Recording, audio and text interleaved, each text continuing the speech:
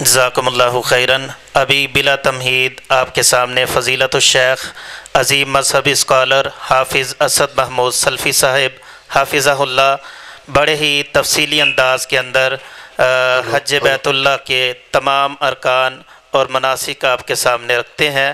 میں دعوت دیتا ہوں حافظ اسد محمود سلفی صاحب حافظہ اللہ کو۔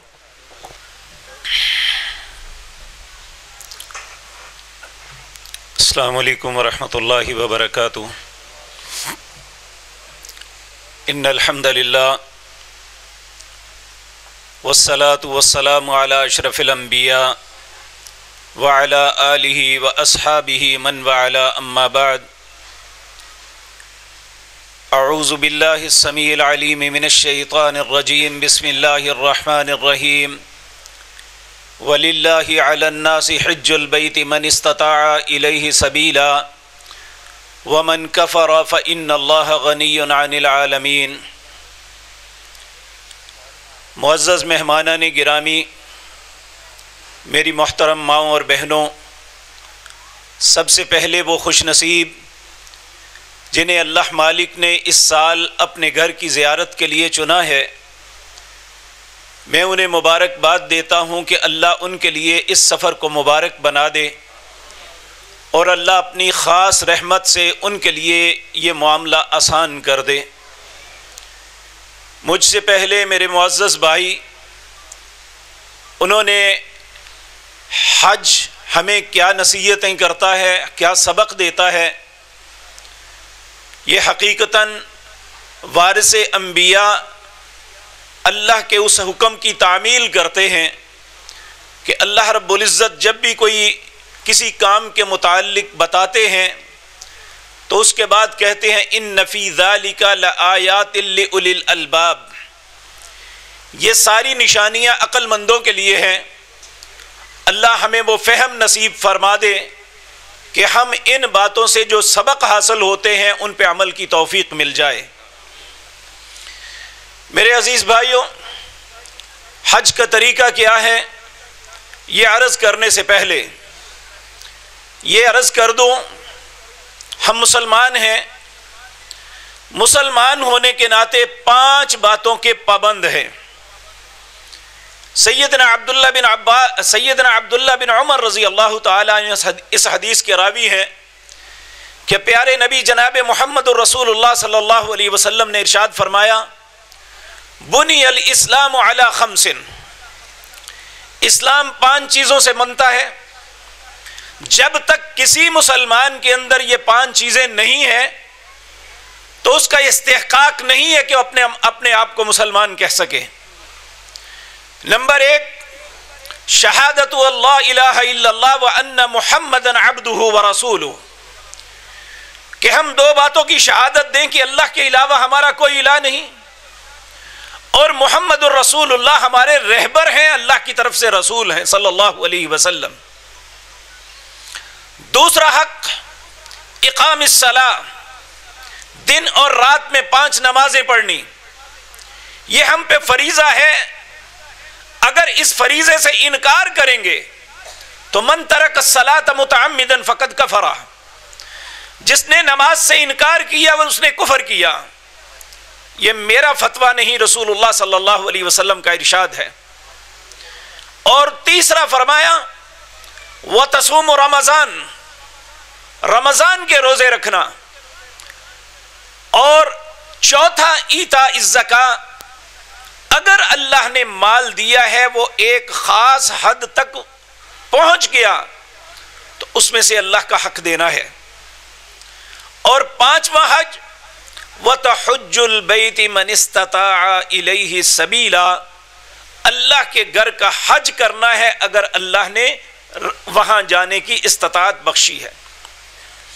اگر کسی آدمی کو اللہ نے صحت بھی دی ہے، مال و دولت بھی کیا ہے، رستے میں رکاوٹ بھی کوئی نہیں، پیارے نبی صلی اللہ علیہ وسلم نے فرمایا اس کے باوجود وہ حج نہیں کرتا اور اسی حالت میں فوت ہو جاتا ہے تو اللہ کو کوئی پرواہ نہیں، وہ ایک مسلمان کی موت نہیں، یا یہودی مرا ہے یا عیسائی مرا ہے۔ انشاءاللہ آپ وہ منتخب لوگ ہیں جنہیں اللہ نے اس زمرے سے نکال دینا ہے۔ انشاءاللہ اللہ کی توفیق سے جب آپ واپس آئیں گے تو آپ اس زمرے سے نکل چکے ہوں گے۔ اگر اس حالت میں زندہ رہے تو تب بھی اچھے، اگر اللہ نے ہمارے متعلق فیصلہ بھی کیا تو انشاءاللہ مسلمان کی حیثیت سے اللہ کی بارگاہ میں پیش ہوں گے۔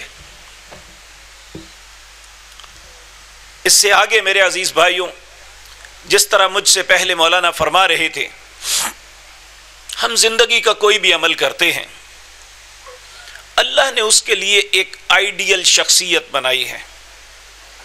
آپ سب دانا لوگ ہیں، ہم مکان بناتے ہیں، سڑک بناتے ہیں، کوئی کالونی کاٹتے ہیں، دکان بناتے ہیں، پہلی اس کی فیزیبلٹی رپورٹ بناتے ہیں کہ ہم کیسے کریں گے، اس کا نقشہ تیار کرتے ہیں، ایک آئیڈیا سامنے رکھتے ہیں۔ اور دین کے معاملے میں اللہ نے ایک آئیڈیل شخصیت دی ہے جن کا نام محمد الرسول اللہ ہے صلی اللہ۔ اللہ مالک نے قرآن کریم کے اندر فرمایا لقد کان لکم فی رسول اللہ اسوۃ حسنہ، تمہارے لیے اگر بہترین نمونہ کسی ذات کا ہے وہ جناب محمد الرسول اللہ کی ذات ہے۔ اب ہم نماز پڑھیں، ہم روزہ رکھیں، ہم زکوٰۃ دیں، ہم حج کریں، اگر ہمارا طریقہ پیارے نبی جناب محمد الرسول اللہ کا ہے تو انشاءاللہ وہ اللہ کی بارگاہ میں مقبول ہوگا۔ اگر خدا نخواستہ ہم اپنی خواہش کے مطابق چلے تو سورۃ محمد ہے، اس کا تیسرا رکوع ہے، اللہ فرماتے ہیں یا ایھا الذین آمنوا اطیعوا اللہ واطیعوا الرسول ولا تبطلوا اعمالکم۔ اہل ایمان، کوئی بھی نیکی کا کام ہے کرنا ہے یا اللہ کی اطاعت میں یا اس کے رسول کے طریقے پہ، اگر اس سے ہٹ کے کرو گے تو سارے اعمال برباد ہو جائیں گے۔ اللہ ہماری حفاظت فرمائے۔ میں اپنی بات کا آغاز کرنے سے پہلے، کیونکہ ایک بہت زیادہ ضروری ہے کہ جو بات کرنے والا ہے آپ اس پہ اعتماد کریں، دو باتوں کو مد نظر رکھتے ہوئے ساری گزارشات کروں گا۔ پہلی بات، اگر میں آپ سے کہوں کہ اللہ نے یہ حکم دیا ہے اور میں غلط بیانی کر رہا ہوں تو اللہ رب العزت نے قرآن کریم میں بارہا مرتبہ یہ فرمایا وَمَنْ أَظْلَمُ مِمَّنِ افْتَرَى عَلَى اللَّهِ كَذِبًا وَهُوَ يُدْعَى إِلَى الْإِسْلَامِ۔ اس سے بڑا ظالم کوئی نہیں ہے جو اللہ پہ جھوٹ باندھ رہا ہے، لوگ بیچارے سمجھتے ہیں اسلام کی بات کرتا ہے۔ اگر اللہ پہ جھوٹ باندھوں تو مجھ سے بڑا ظالم کوئی نہیں۔ اگر میں آپ سے عرض کروں کہ رسول اللہ نے اس طرح کیا، جبکہ میرے علم میں ہے رسول اللہ نے ایسا نہیں کیا، تو پیارے نبی نے فرمایا من کذب علی متعمدا فلیتبوأ مقعدہ من النار، جس نے جان بوجھ کے مجھ پہ جھوٹ باندھا وہ سمجھ لے اس نے اپنا ٹھکانہ جہنم بنا لیا۔ ان دونوں باتوں کو مد نظر رکھتے ہوئے اب آگے چلتے ہیں۔ میرے عزیز بھائیوں، نبی مکرم نے حج کے 3 طریقے بیان فرمائے ہیں۔ ایک طریقہ ہے اسے کہتے ہیں حج مفرد، ایک طریقہ ہے جسے کہتے ہیں حج قران، ایک طریقہ ہے جسے کہتے ہیں حج تمتع۔ حج مفرد کیا ہے؟ اس میں عمرہ نہیں ہے، صرف حج ہے۔ 8 یا 9 تاریخ کو سیدھے مینا میں چلے جائیں یا 9 تاریخ کو سیدھے عرفات میں چلے جائیں اور مناسک کو ادا کریں۔ یہ حج کے 3 طریقوں میں سب سے آسان اور اجر کے اعتبار سے سب سے کمتر ہے۔ یہ اہل مکہ اور ارد گرد کے لوگ ایسا حج کرتے ہیں، اس میں قربانی بھی نہیں ہے، ہم نے وہ نہیں کرنا۔ باقی رہ جاتے ہیں 2، حج قران اور حج تمتع۔ ہم نے کون سا کرنا ہے؟ یاد رکھیں، جس طرح مولانا بھی فرما رہے تھے، ہجرت کے 8ویں سال مکہ فتح ہوا، مسلمانوں نے اجتماعی طور پہ پہلا حج جو کیا تھا وہ ہجرت کے 9ویں سال کیا تھا، اور وہ حج رسول اللہ نے نہیں کروایا تھا، آپ نے اس کے امیر حضرت ابو بکر کو بنا کے بھیجا تھا کیونکہ اس وقت مشرکین ابھی مکہ میں تھے اور وہ ننگا طواف کیا کرتے تھے۔ کیوں ننگا طواف کرتے تھے؟ یہ بھی بڑی عجیب بات ہے۔ وہ سمجھتے تھے کہ ہمارا مال حلال نہیں ہے، ہمارا رزق حلال نہیں، ہمارا لباس بھی ان پیسوں کا ہے، اس لیے ہم یہ لباس اتار کے اندر جائیں۔ یعنی حرام و حلال کے معاملے میں جاہلیت میں بھی اللہ کی یہ شرم کرتے تھے۔ بے شک ان کا نظریہ غلط ہی تھا، چاہیے تو یہ تھا کہ حرام چھوڑتے، اللہ کے گھر میں حلال لے کے آتے۔ اور پھر اللہ رب العزت نے جب سیدنا ابو بکر گئے تو سورۃ توبہ کی پہلی 40 آیات نازل فرمائی، اس میں فیصلہ کن حکم آیا، یا ایھا الذین آمنوا انما المشرکون نجس فلا یقربوا المسجد الحرام بعد عامهم ھذا۔ اہل ایمان یاد رکھو یہ مشرک پلید ہیں، آج کے بعد یہ مسجد حرام نہیں آ سکتے۔ آپ مدینہ منورہ سے مکہ آئیں یا جدہ سے مکہ جائیں، ایک باب مکہ آتا ہے، قرآن کی رحل بنی ہوئی ہے، اس رحل کے پاس پہنچیں گے، اسے باب مکہ کہتے ہیں، مکے کا دروازہ۔ اس کے دائیں طرف ایک روڈ جاتا ہے جہاں بہت بڑا بورڈ لگا ہوا ہے، طریق لغیر المسلمین، یہ رستہ ہے غیر مسلموں کا۔ اور جہاں مکے کا رستہ ہے وہاں لکھا ہوا ہے ممنوع لغیر المسلمین، یہاں سے آگے غیر مسلمان داخل نہیں ہو سکتا۔ جس کے پاس اشہد اللہ الہ الا اللہ و اشہد ان محمدن عبدہ و رسولہ یہ ویزا ہے، وہ آگے جا سکتا ہے۔ تو ہجرت کے 9ویں سال سیدنا ابو بکر نے حج کیا۔ ہجرت کے 10ویں سال نبی مکرم صلی اللہ علیہ وسلم نے اعلان فرمایا کہ اس سال میں حج کے لیے جاؤں گا، جو میرے ساتھ جانا چاہتے ہیں وہ جائیں۔ تاریخ کی اکثر کتابوں میں لکھا ہوا ہے کہ 1 لاکھ سے زائد لوگ تھے۔ تو نبی مکرم صلی اللہ علیہ وسلم آپ جب نکلے تو آپ نے ایک لفظ بولا تھا لوگوں کے سامنے، آپ نے فرمایا خذوا انی مناسککم۔ لوگوں ممکن ہے آج کے بعد میں اور آپ اس سفر کے لیے اکٹھے کبھی نہ ہو سکیں، اس لیے خذوا انی مناسککم، مجھ سے حج کے طریقے سیکھ لو۔ وہ جو لوگ آپ کے ساتھ جا رہے تھے ان میں ایک شخص تھے جن کا نام جابر بن عبداللہ ہے، یہ ایک پڑھے لکھے صحابی تھے۔ انہوں نے وہاں ایک اعلان کیا، کہنے لگے کہ میں نبی کریم صلی اللہ علیہ وسلم سے گھر سے نکل کے حج کے مناسک ادا کر کے واپس آنے تک آنکھوں دیکھا حال لکھوں گا۔ اللہ جزائے خیر سے نوازے سیدنا جابر بن عبداللہ کو، اللہ ان کی قبر کو منور فرمائے۔ پھر انہوں نے لکھا۔ حج کے موضوع پہ سب سے طویل اور مفصل حدیث سیدنا جابر بن عبداللہ کی ہے رضی اللہ تعالی عنہ۔ یہ حدیث صحیح مسلم کے اندر کتاب الحج کی حدیث نمبر 2 ہے۔ دنیا کا 14 صدیوں کے اندر کوئی بھی عالم دین یا مجھ جیسا طالب علم اگر حج کے متعلق معلومات لینا چاہتا ہے کہ نبی مکرم کے حج کا طریقہ کیا تھا، وہ صحیح مسلم کے اندر اس حدیث کو دیکھتا ہے جو سیدنا جابر بن عبداللہ رضی اللہ تعالیٰ عنہ نے بیان فرمائی۔ اگر آپ بھی میری کسی بات سے متفق نہ ہوں تو اللہ کے واسطے اس حدیث کو ضرور دیکھ لیں، آپ کو احساس ہو جائے گا کہ رسول اللہ کا طریقہ کیا ہے۔ تو اللہ رب العزت ہمیں اپنے نبی صلی اللہ علیہ وسلم کی اتباع میں عمل کرنے کی توفیق عطا فرمائے۔ نبی کریم صلی اللہ علیہ وسلم جب مدینہ منورہ سے نکلے تو میقات پہ پہنچے۔ آپ نے میقات پہ اور آپ کے ساتھیوں نے حج قران کی نیت سے احرام باندھا۔ جب آپ نے آدھا سفر طے کر لیا تو اللہ کی طرف سے وحی آئی، آپ نے اپنے لوگوں میں اعلان کیا، بھائی ایک خصوصی آپ سے بات کرنی ہے، سب اکٹھے ہو جاؤ۔ آپ نے فرمایا جو شخص اپنے گھر سے 7 قربانی لایا ہے وہ حج قران کی نیت کو قائم رکھے.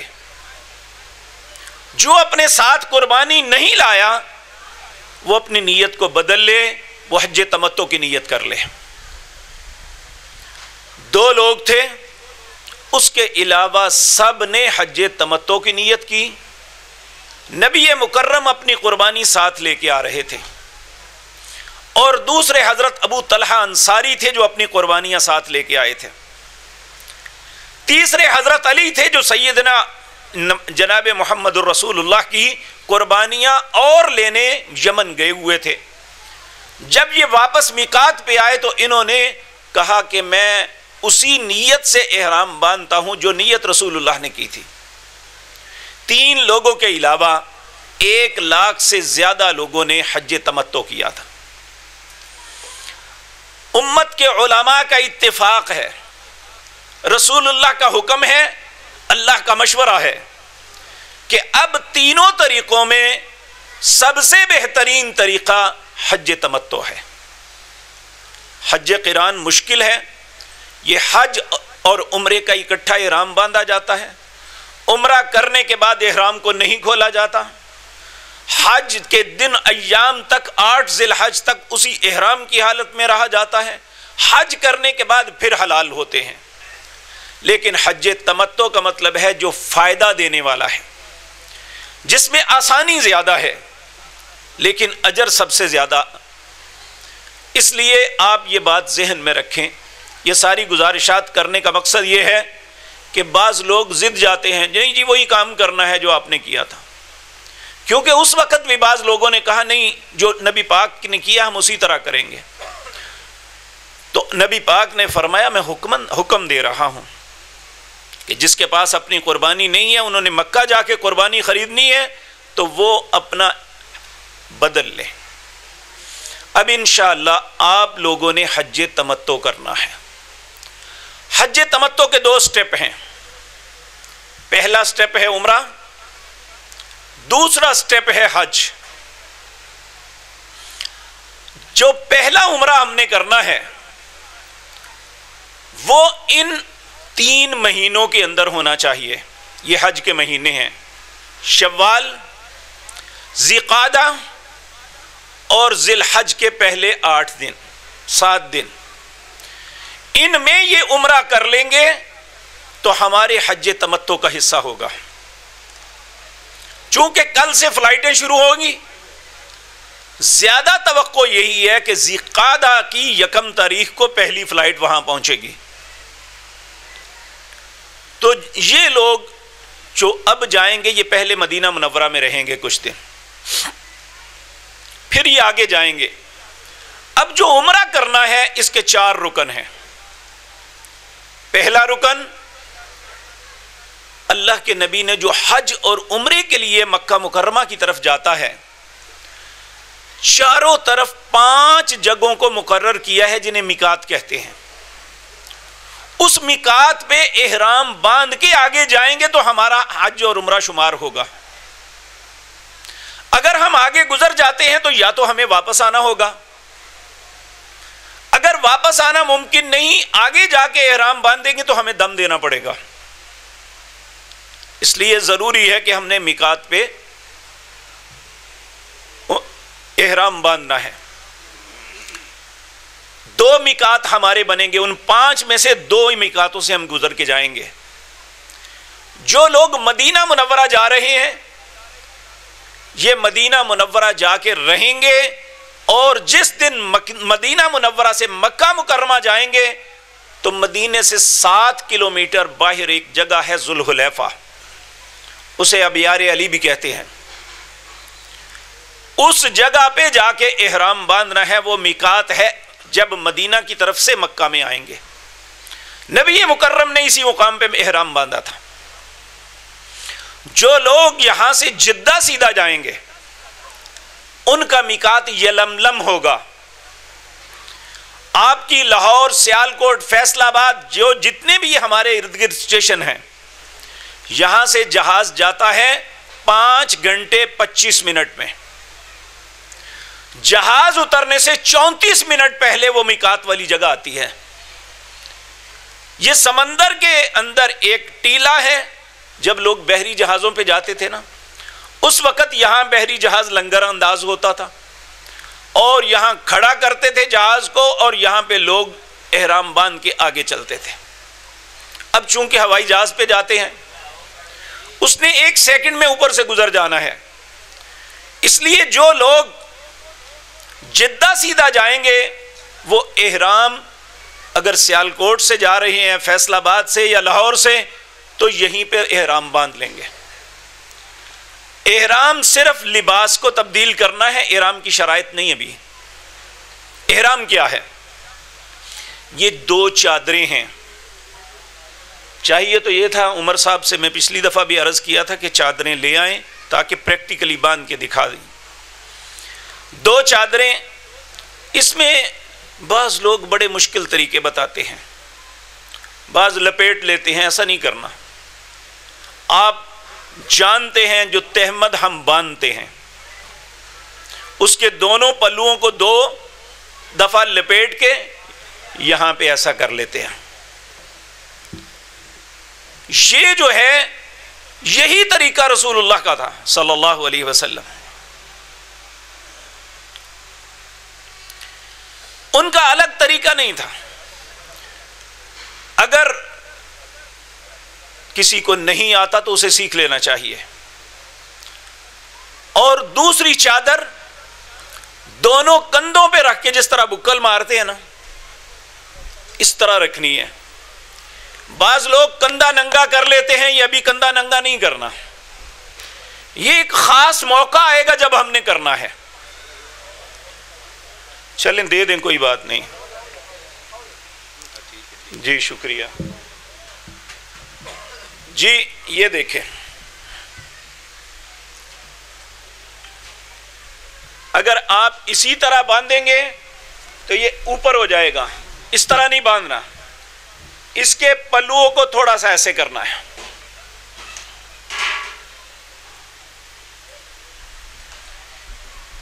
ایک بل، دوسرا بل، اور یہ آپ کا تہمد بن گیا۔ اور دوسرا آپ نے جو لینا ہے وہ یہ چادر اس طرح رکھ کے اس طرح کر لینی ہے، ٹھیک ہے؟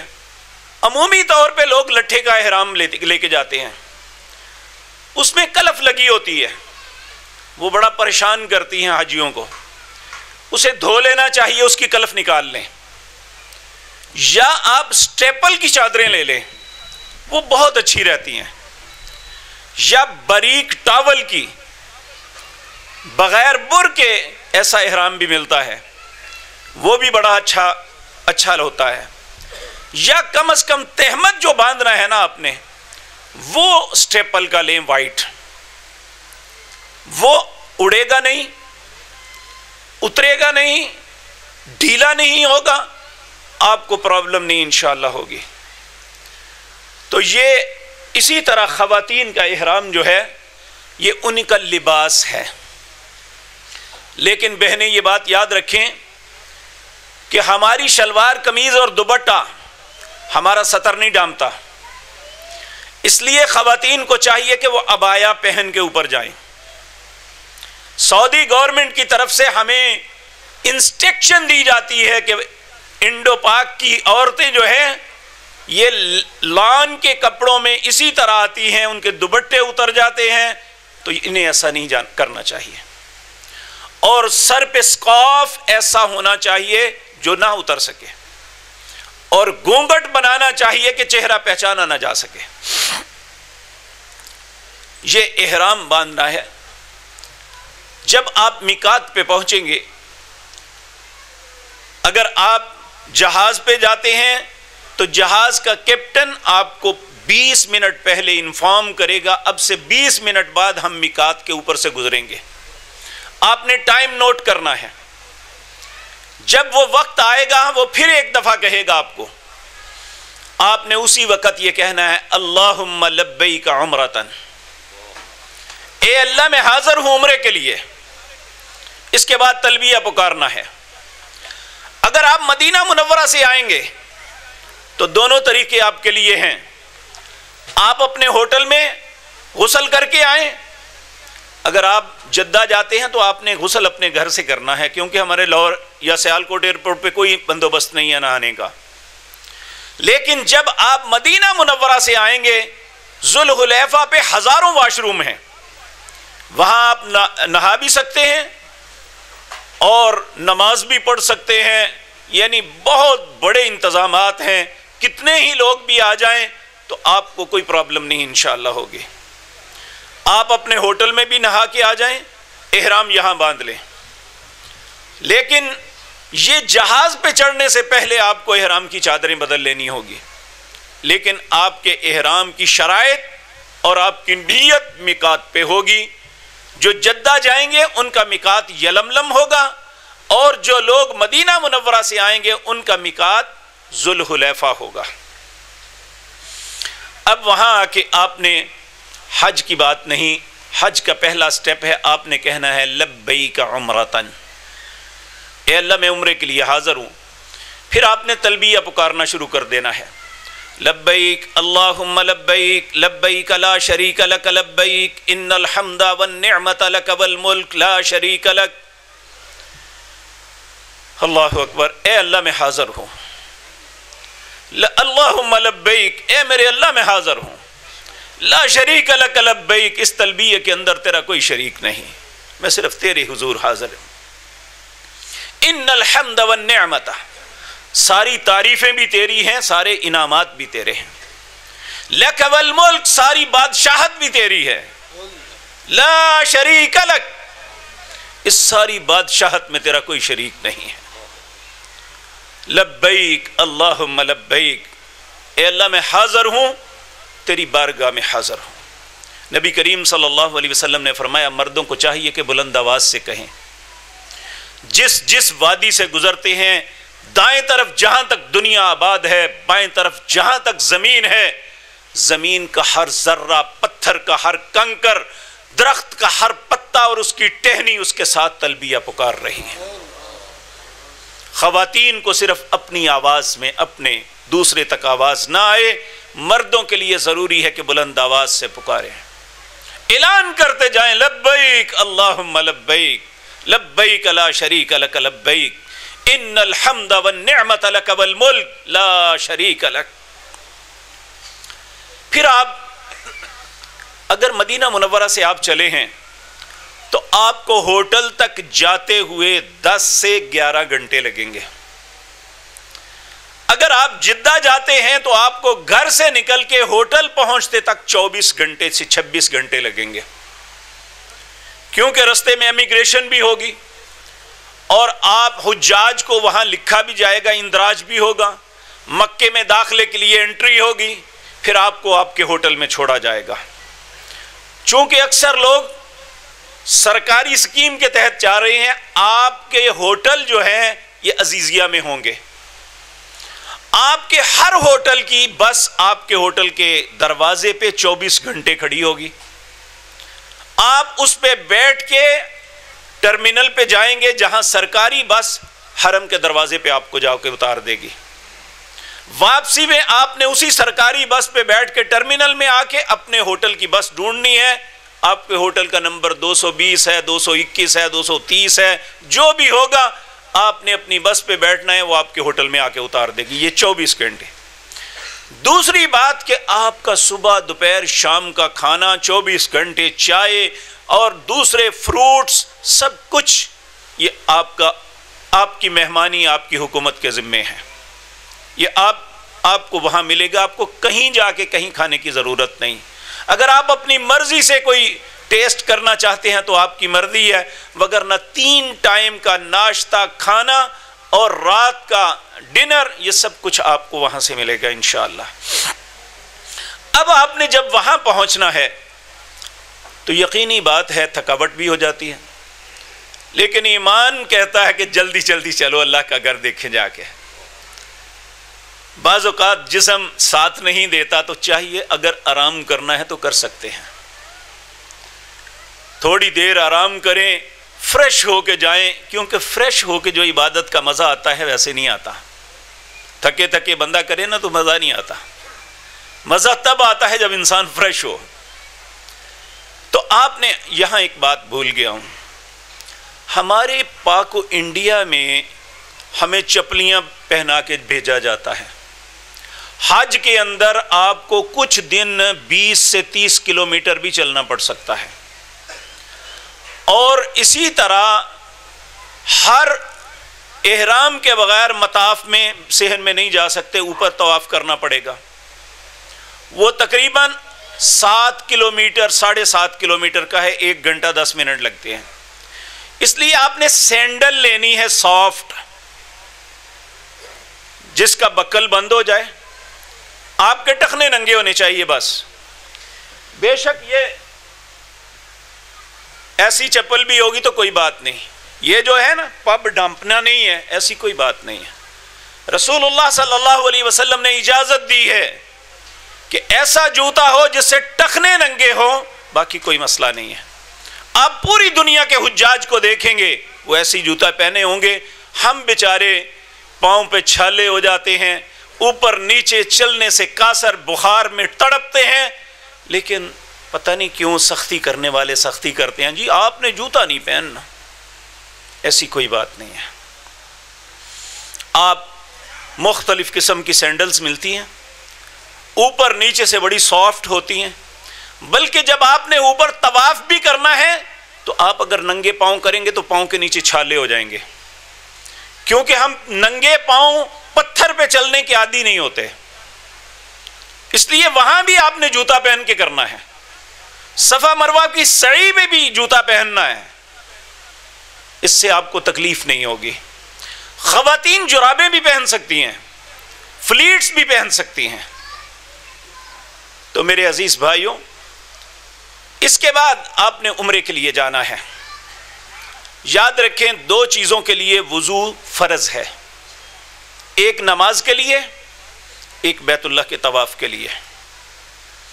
جب آپ نے عمرے کی ادائیگی کے لیے اللہ کے گھر میں جانا ہے تو آپ نے باوضو ہو کے جانا ہے. چاہے آپ ہوٹل پہ وضو کر لیں، چاہے آپ حرم کے باہر آ کے کر لیں، یا حرم کے اندر داخل ہوں گے تو چاروں طرف بہت سی ٹوٹیاں لگی ہوئی ہیں، کسی جگہ بھی کر سکتے ہیں. لیکن آپ یہ بات یاد رکھیں کہ آپ نے طواف سے پہلے باوضو ہونا ہے. اب جب آپ تلبیہ شروع کہاں سے کیا تھا؟ میقات سے. اب تک آپ تلبیہ پڑھ رہے ہیں. جب آپ اندر داخل ہوں گے سامنے بیت اللہ پہ نظر پڑ جائے گی، آپ کا تلبیہ ختم. یہاں ایک معروف بات ہے جی بیت اللہ نو ویکھدے ہیں پہلی دعا منگو، ایسی کوئی بات نہیں. وہاں جو بھی دعا مانگیں گے انشاءاللہ اللہ قبول کرے گا. لیکن ہمارا عقیدہ، اعتقاد، توکل اللہ پہ ہونا چاہیے. بیت اللہ کو دیکھ کے ایک دعا ثابت ہے، وہ کیا ہے کہ دیکھ کے کہیں اللہم زد ھذا البیت تعظیما و تشریفا و تکریما. اے اللہ اس گھر کی عزت، شرف اور اس کی کرامت میں اور اضافہ فرما. اس گھر کے لیے دعا مانگنی ہے. پھر صحن میں جائیں گے، بیت اللہ کے 4 کونے ہیں. ایک کونے پہ چاندی کا ایک خول ہے، اس کے اندر پتھر ہے، اسے کہتے ہیں حجر اسود، کالا پتھر. اس کونے پہ آپ نے آنا ہے. اس وقت آپ نے یہ جو چادر اوپر لی ہوئی ہے،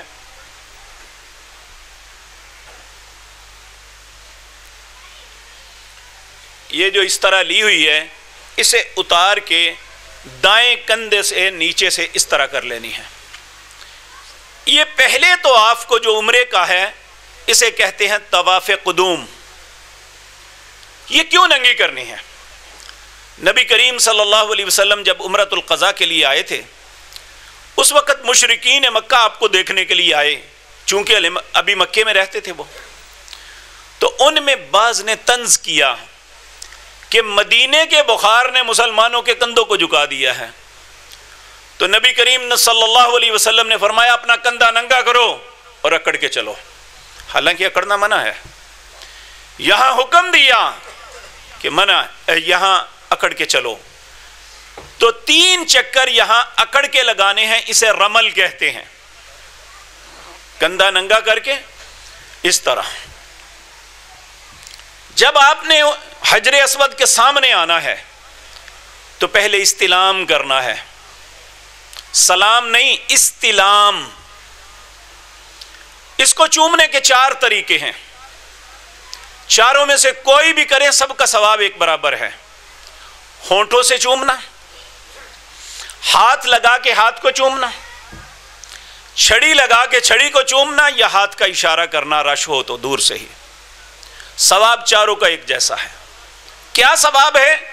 نبی مکرم صلی اللہ علیہ وسلم نے فرمایا، جس شخص نے ایمان کے ساتھ حجر اسود کو بوسہ دیا، قیامت کے دن اللہ اسے ہونٹ اور زبان دیں گے، یہ اللہ کی بارگاہ میں اس کی سفارش کرے گا۔ تو استلام کرنا ہے، بسم اللہ اللہ اکبر، اور چل پڑنا ہے اینٹی کلاک، الٹی طرف چلنا ہے۔ وہ 4 کلمات زبان سے بولنے ہیں جن کے متعلق رسول اللہ نے فرمایا، جن چیزوں پہ سورج کی روشنی پڑتی ہے اللہ نے اس سے بہتر کلمے نہیں بنائے۔ وہ کلمے کیا ہیں؟ سبحان اللہ والحمد للہ ولا الہ الا اللہ واللہ اکبر۔ یہ پڑھتے ہوئے چلنا ہے، ہر چکر کی الگ الگ دعا نہیں ہے، رسول اللہ کی حکم نہیں ہے یہ۔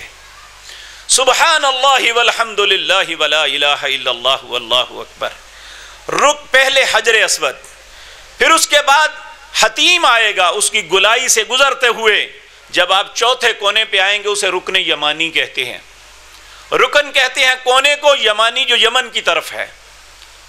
اگر اس پہ دایاں ہاتھ لگ جائے تو پڑھنا ہے اللہم انی اسألک العفو والعافیت فی الدنیا والآخرہ، اے اللہ مجھے دنیا اور آخرت کی عافیت سے نوازنا۔ نبی کریم نے فرمایا 70,000 فرشتے یہاں اللہ نے مقرر کیے ہیں جو اس کی دعا پہ آمین کہیں گے۔ اگر خدا نخواستہ ہاتھ نہیں لگا رش کی وجہ سے تو آپ نے وہاں سے اسی طرح گزر جانا ہے، پھر نہیں کچھ پڑھنا۔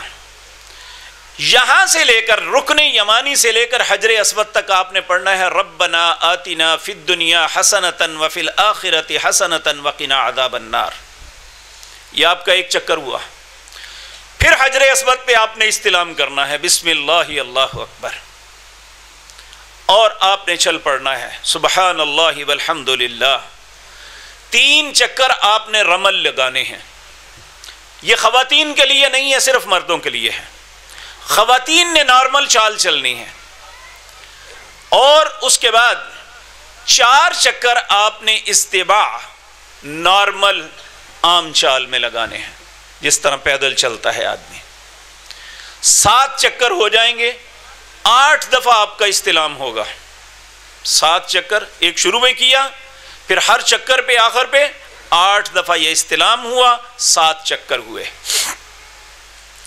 عمومی طور پہ لوگ بھول جاتے ہیں بیچارے، رش ہوتا ہے تو ایک چھوٹی سی تسبیح ملتی ہے جس پہ 7 دانے ہوتے ہیں، اس کا رنگ اپنی انگلی میں ڈال لیں، ایک ایک چکر پہ اس تسبیح کے دانے کو آگے کرتا رہیں، بھولے گا نہیں۔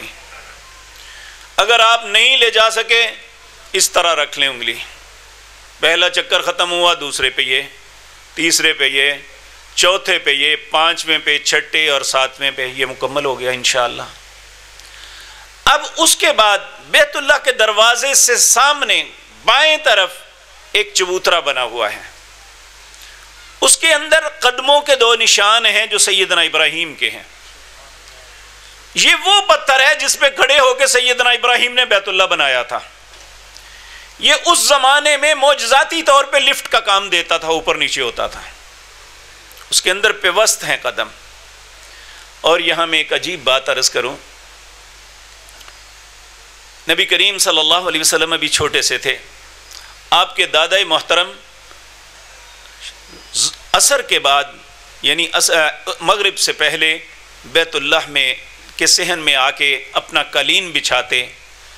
آپ کے 11 بیٹوں میں کسی میں ہمت نہیں تھی کہ آگے ان کے ساتھ بیٹھتے، لیکن نبی مکرم صلی اللہ علیہ وسلم جا کے ان کی گود میں بیٹھ جاتے۔ تو چچا منع کرنے کی کوشش کرتے تو کہتے اس میرے بیٹے کو کوئی نہ منع کرے، نبی کریم صلی اللہ علیہ وسلم اللہ نے آپ کو عجیب بنایا تھا.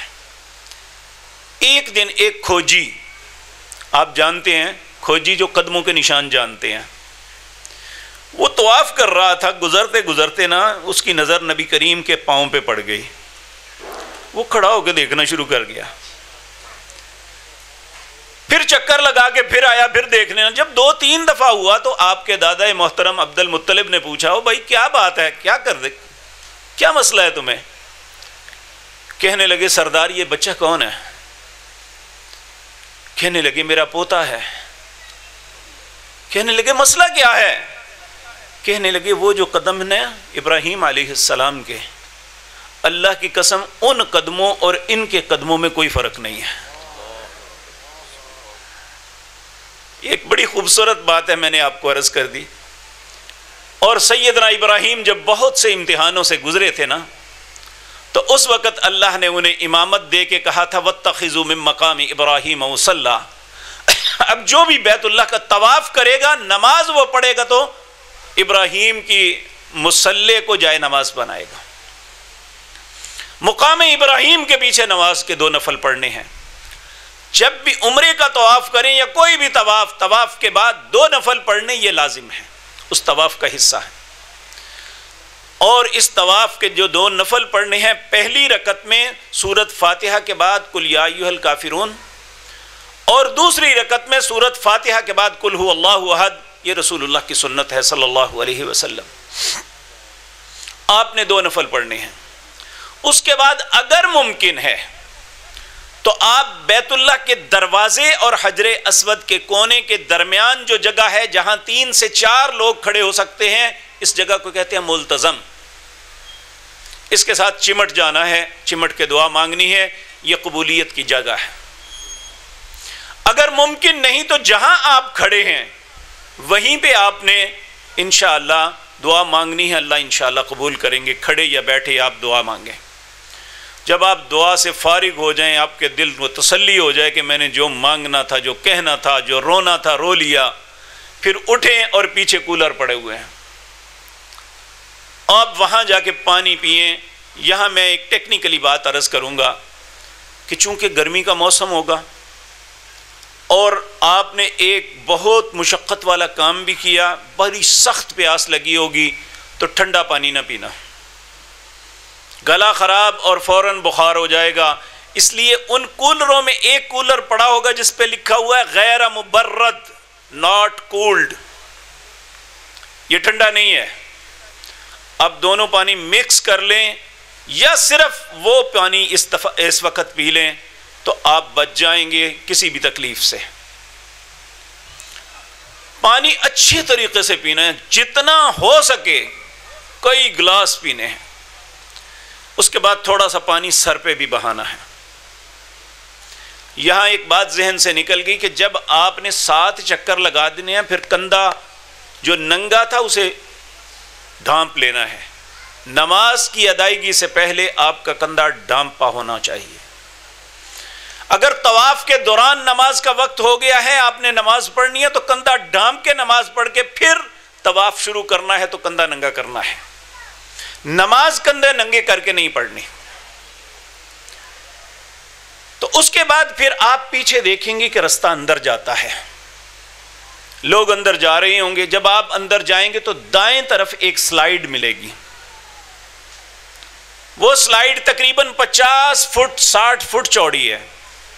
اس پہ چلتے ہوئے جب آخر پہ جائیں گے تو وہاں صفا آ جائے گا. صفا پہاڑی پہ پہنچ جائیں گے.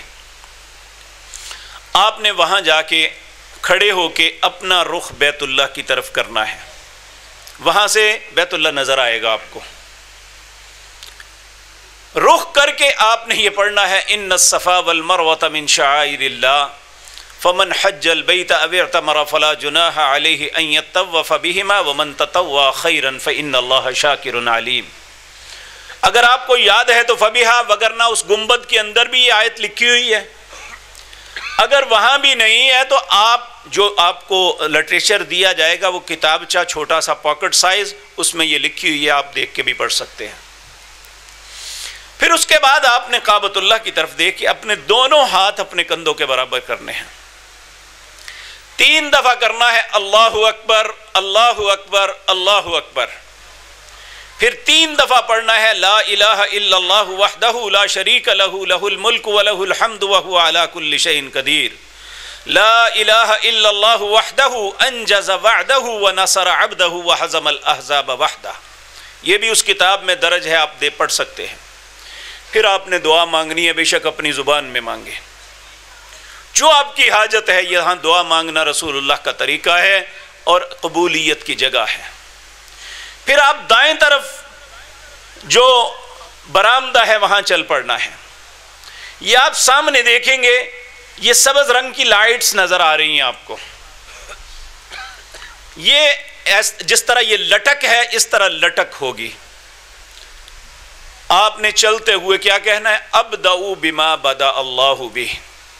میں وہیں سے شروع کر رہا ہوں جہاں سے اللہ نے سیدہ ہاجرہ کو شروع کروایا تھا. جب آپ یہاں پہ پہنچیں گے اس لٹک کے پاس جہاں گرین لائٹس لگی ہوں گی، پھر آپ نے بھاگنا شروع کر دینا ہے. جہاں یہ لائٹ ختم ہوں گی وہاں ختم کر دینا ہے. یہاں پڑھنا ہے رب اغفر ورحم انت الاعز الاکرم. اسی طرح آپ نے مروہ پہ پہنچنا ہے. مروہ پہ پہنچ کے یہی کچھ کرنا ہے جو یہاں کیا. ان الصفا والمروہ والی آیت نہیں پڑھنی میں. یہاں آپ کو بیت اللہ نظر نہیں آئے گا، سامنے دیواریں ہیں. وہ جو نماز کے لیے لائنیں لگی ہیں اس لائن سے آپ کو اندازہ ہوگا کہ قبلے کا رخ ادھر طرف ہے. آپ نے وہاں کھڑے ہو کے اس طرح دونوں ہاتھ اٹھانے ہیں. اللہ اکبر اللہ اکبر اللہ اکبر. لا الہ الا اللہ وحدہ لا شریک لہ لہ الملک ولہ الحمد وہو علی کل شیء قدیر. لا الہ الا اللہ وحدہ انجز وعدہ ونصر عبدہ وہزم الاحزاب وحدہ. پھر دعا مانگنی ہے. پھر آپ نے واپس چل پڑنا ہے.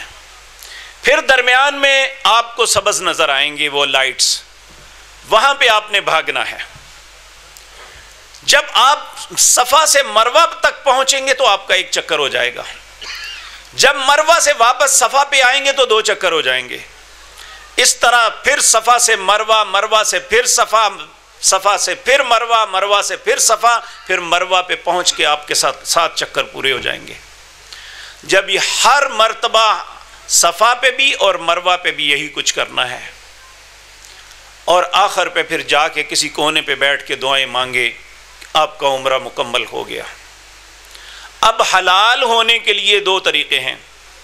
خواتین کے لیے یہ ہیں کہ وہ اپنی چٹیا کے نیچے سے 1 پور کے برابر بال کاٹ سکتی ہیں. مرد کے لیے 2 کاموں میں ایک کام کرنا ہے، یا بال پورے سر کے کٹوانے ہیں یا منڈوانے ہیں. اس طرح ٹینڈ آنے آنا، نبی کریم نے ٹینڈ کروانا لے آنو 3 دفعہ رحم دی دعا مانگی، اور کٹانا لے آنستے 1 دفعہ. دونوں طریقوں میں کوئی بھی کر سکتی ہیں. یہ حج کا پہلا سٹیپ عمرہ یہ آپ کا مکمل ہو گیا. آپ نے بال کٹوانے کے بعد اپنا لباس تبدیل کر کے عام لباس میں آ جانا ہے. اب 8 ذی الحج تک آپ آزاد ہیں، یعنی کسی قسم کی کوئی پابندی نہیں ہے. تو آپ نے انشاءاللہ العزیز 8 تاریخ تک اپنے گھر سے آیا کریں. اس کا طریقہ کار میں آپ کو بتا دوں. آپ چونکہ آپ کی رہائش دور ہوگی، اس لیے آپ نے تہجد کے وقت اپنے گھر سے چل کے حرم میں آ جانا ہے. اشراق تک آپ رہیں، تہجد بھی آگے پڑھیں، پھر فجر پڑھیں. اشراق تک، فجر کے بعد آپ اوپر والی چھت پہ طواف کر لیں، بڑا مزہ آتا ہے صبح صبح.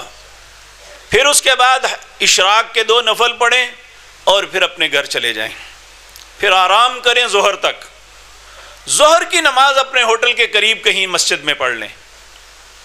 ظہر کے بعد کھانا کھانے کے بعد پھر آپ حرم آ جائیں.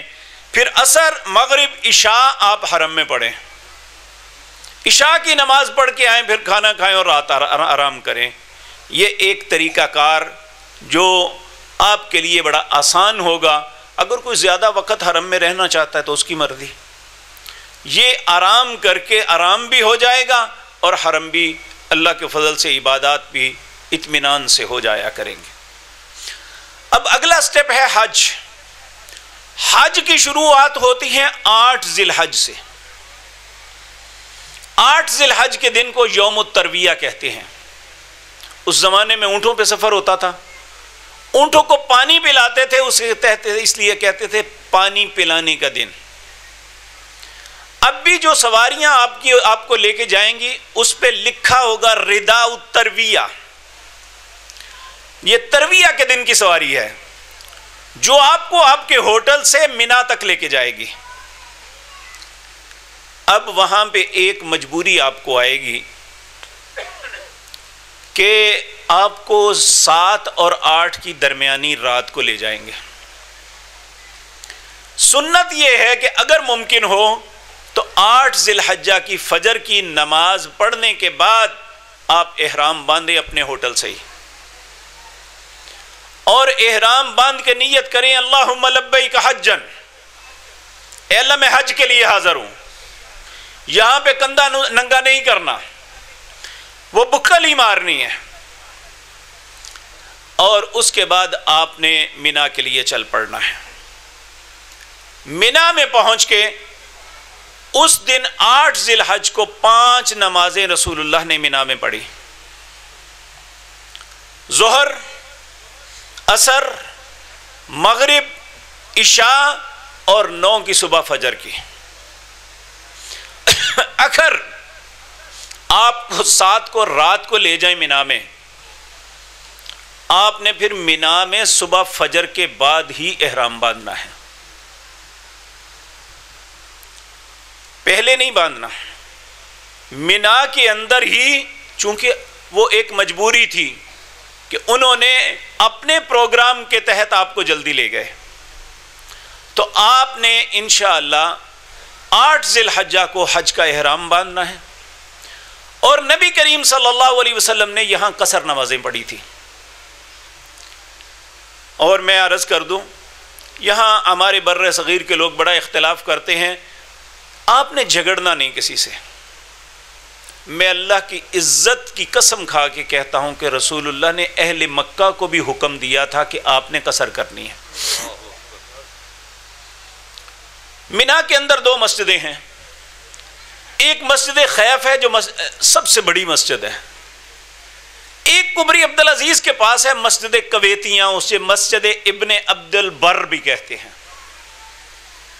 دونوں کے امام مقامی ہیں، لیکن آپ دیکھیں گے کہ وہ بھی ان دنوں قصر نماز پڑھیں گے۔ تو بعض اوقات انسان کے دل میں ہوتا ہے کہ دیکھیں میں جوان آدمی ہوں، طاقتور ہوں، کیا حرج ہے، میں پوری پڑھ لوں گا۔ اس کے متعلق یہ بات یاد رکھیں، ایک صحابی تھے جن کا نام عبداللہ بن عمر بن عاص تھا۔ یہ رسول اللہ کی خدمت میں حاضر ہو کے پوچھنے لگے، یا رسول اللہ میں ایک تاجر آدمی ہوں، ہمیشہ جو ہے سفروں پہ ہوتا ہوں، میں نماز بھی پوری پڑھ سکتا ہوں، روزہ بھی رکھ سکتا ہوں، کیا میں ایسا کر لوں؟ تو نبی کریم نے جواب دیا تھا، عبداللہ جو لوگ اللہ کی رخصت سے فائدہ اٹھاتے ہیں تم ان سے بہتر نہیں ہو سکتے۔ اور یہ بات ذہن میں رکھیں، یہاں سفر کی قصر نہیں ہے۔ جس طرح مولانا فرما رہے تھے نا، حاکم کے حکم کی تعمیل ہے کہ یہاں رسول اللہ کا حکم ہے، اور رسول اللہ اپنی زبان سے خود نہیں کہتے، وما ينطق عن الهوى ان هو الا وحی یوحى، آپ اپنی زبان مطہرہ سے کوئی حکم نہیں دیتے، جو اللہ کی طرف سے وحی ہوتی ہے وہی کہتے ہیں۔ تو یہاں ظہر، عصر، مغرب، عشاء اور فجر 4 نمازیں پڑھنی ہیں، اس کے علاوہ کوئی کام نہیں ہے۔ اب 9 ذی الحج ہے، یہ اصل حج کا دن ہے۔ پھر آپ نے یہاں سے موو کر کے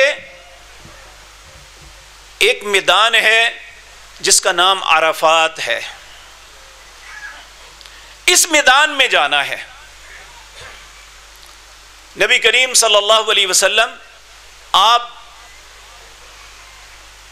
جو ہے زوال سے پہلے پہنچ گئے، آپ وادی ارنا میں بیٹھ گئے۔ یہ عرفات سے باہر وادی ہے، جب سورج نصف النہار سے ڈھلا تو پھر آپ نے اپنی اونٹنی کو تیار کیا، تو جس طرح مولانا فرما رہے تھے حجۃ الوداع کا خطبہ کیا، 53 آپ نے اس کے اندر جو ہے مختلف قوانین بیان کیے۔ دنیا کے 1400 سال کے پارلیمنٹ بڑے بڑے دانا اور عقل مند لوگ حیران ہیں کہ یہ چارٹر آف ڈیمانڈ جو محمد الرسول اللہ نے دیا دنیا کی کوئی پارلیمنٹ بھی نہیں دے سکی۔ تو آپ نے ظہر کی جیسے ہی نصف النہار سے ڈلا، آپ اسی جگہ پہ جہاں آج مسجد نمرہ کا منبر بنا ہوا ہے، یہ مسجد آدھی عرفات سے باہر ہے، آدھی عرفات کے اندر ہے، آپ نے یہاں پہ خطبہ دیا۔ پھر ظہر کے وقت اذان کہی گئی، حالانکہ اس دن جمعے کا دن تھا، آپ نے جمعہ نہیں پڑھا، آپ نے ظہر اقامت کہی گئی، ظہر کی 2 رکعتیں پڑھی، اسی وقت اقامت کہی گئی، عصر کی 2 رکعتیں پڑھی۔ آپ نے حکم دیا جو جہاں ہے جمعاً و قصراً، جمع بھی کرے اور قصر بھی کر کے پڑھے۔ لیکن ایک بات میں آپ کو عرض کروں گا، آپ نے اپنے ارد گرد کسی حاجی سے بحث نہیں کرنی، آپ کسی کو سمجھا دیں، کو سمجھ جائے فبہا، نہیں سمجھتا تو آپ نے تکرار یا جھگڑا نہیں کرنا۔ ہر بندہ اپنے عمل کا خود ذمہ دار ہے، اگر کوئی نہیں کرنا چاہتا تو نہ کرے، جو اس کی مرضی ہے وہ کر لے۔ کیونکہ کچھ لوگ ایسے بھی ہیں جو ظہر کو ظہر کے وقت بما سنت 4 رکعت اور 7 سنتیں، اور عصر کو عصر کے وقت پڑھتے ہیں، ان کی مرضی ہے۔ تو اس کے بعد نبی کریم صلی اللہ علیہ وسلم، وہاں ایک پہاڑی ہے جسے جبل رحمت کہتے ہیں، یہ وہ جگہ ہے جہاں اللہ نے آدم علیہ السلام کی توبہ کو قبول کیا تھا۔ آپ اس کے پاس کھڑے ہو کے کعبۃ اللہ کی طرف منہ کر کے دعائیں مانگنے لگے، آپ نے فرمایا میں یہاں کھڑا ہوں، سارا عرفات وقوف کی جگہ ہے۔ یاد رکھیں اگر کوئی انسان اس دن عرفات کے اندر اس نے قدم نہیں رکھا تو اس کا حج نہیں ہے۔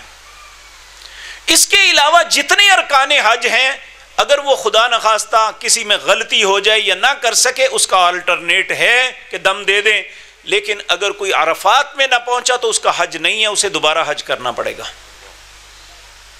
چاہے وہ ایک لمحے کے لیے بھی عرفات کے اندر داخل ہو گیا، اس کا حج انشاءاللہ ہو گیا۔ لیکن قاعدہ قانون یہ ہے کہ یہاں آ کے ظہر اور عصر کی نماز کٹھی پڑھنی ہے، اس کے بعد دعائیں مانگنی ہیں۔ اور یہ وہ دن ہے، پورا سال اللہ اتنے لوگوں کو جہنم سے آزاد نہیں کرتا جتنا اس دن لوگوں کی معافی کو قبول کرتا ہے۔ نبی کریم صلی اللہ علیہ وسلم نے فرمایا مجھ سے پہلے 40 انبیاء نے حج کیا، اور سب کی مشترکہ دعا جو تھی یہاں پہ وہ یہ تھی، لا الہ الا اللہ وحدہ لا شریک لہ لہ الملک ولہ الحمد وہو علی کل شیء قدیر۔ اور ذاتی تجربہ یہ ہے کہ یہ وہ دن ہوتا ہے کہ انسان کی اپنی زندگی کی ساری مووی اس کے ذہن میں چلتی ہے، کس کس وقت کیا کیا اور میں نے اللہ کی نافرمانی کی کیا کیا کام کیا۔ بڑے بڑے پتھر دل اس دن پگھل جاتے ہیں، ہر آدمی کسی کونے کو ڈھونڈ کے اللہ کے سامنے روتا ہے۔ میرا تصور ہے، امام طبرانی رحمۃ اللہ علیہ نے رسول اللہ کی ایک دعا کا تذکرہ کیا ہے، میرا اپنا تصور ہے کہ سارا دن گزر گیا ہوگا۔ جن لوگوں نے حج کیا ہے انہیں اس بات کا علم ہے، 30 لاکھ لوگ اس میدان میں جمع ہوتے ہیں، لیکن عصر کے بعد جیسے جیسے وقت آگے گزرتا ہے سانسوں کی آواز آتی ہیں، یا سسکیوں کی یا سانسوں کی آواز، اتنی خاموشی چھا جاتی ہے۔ جیسے جیسے سورج غروب ہونے کی طرح دل بھی اسی طرح ڈوبتا چلا جاتا ہے۔ میرا تصور ہے کہ رسول اللہ بھی سارا دن گزر گیا، آپ نے وہ کلمات کہہ دیے کہ شاید ہم نے زندگی میں کبھی سوچا بھی نہیں ہوگا کہ اللہ کے سامنے اتنی عاجزی بھی کوئی کر سکتا ہے۔ آپ اللہ کے حضور کھڑے ہو کے کہتے ہیں اللہم انک تعلم و تری مکانی و تسمع کلامی وتعلم سری وعلانیتی ولا يخفى عليك شيء من امری وأنا البائس الفقير المستغيث المستجير الوجل المشفق المقر المعترف بذنبي أسألك مسألة المسكين وابتهل إليك ابتحال المذنب الذليل وادعوك دعاء الخائف الضرير من خضعت لك ركبته وفازت لك عيناه ونحل لك جسده ورغم لك أنفه رب لا تجعلني بدعاء ربي شقيا وَكُمْ بِي رَؤُوفُ الرَّحِيمًا یا خیر المسئولین یا خیر الموتین یا ارحم الراحمین۔ اس کا ترجمہ یہ بنتا ہے اللہم اے میرے اللہ انک تعلم و ترا مکانی، تو جانتا ہے میں کہاں کھڑا ہوں، و تسمع کلامی میری بات کو تو سن رہا ہے، ولا یخفی علیک شیء من امری اے اللہ میری زندگی کا کوئی بھی معاملہ تجھ سے پوشیدہ نہیں ہے۔ انا البائس الفقیر ایک بھوکے فقیر کی طرح تیری منت کرتا ہوں۔ المستغیث اے اللہ تجھ سے مدد طلب کر رہا ہوں۔ المستجیر اے اللہ جو کچھ کیا ہے اس کی اجرت مانگتا ہوں۔ الوجل المشفق المقر المعترف بذنبی اے اللہ میں اپنی خطاؤں کا اعتراف کرتا ہوں۔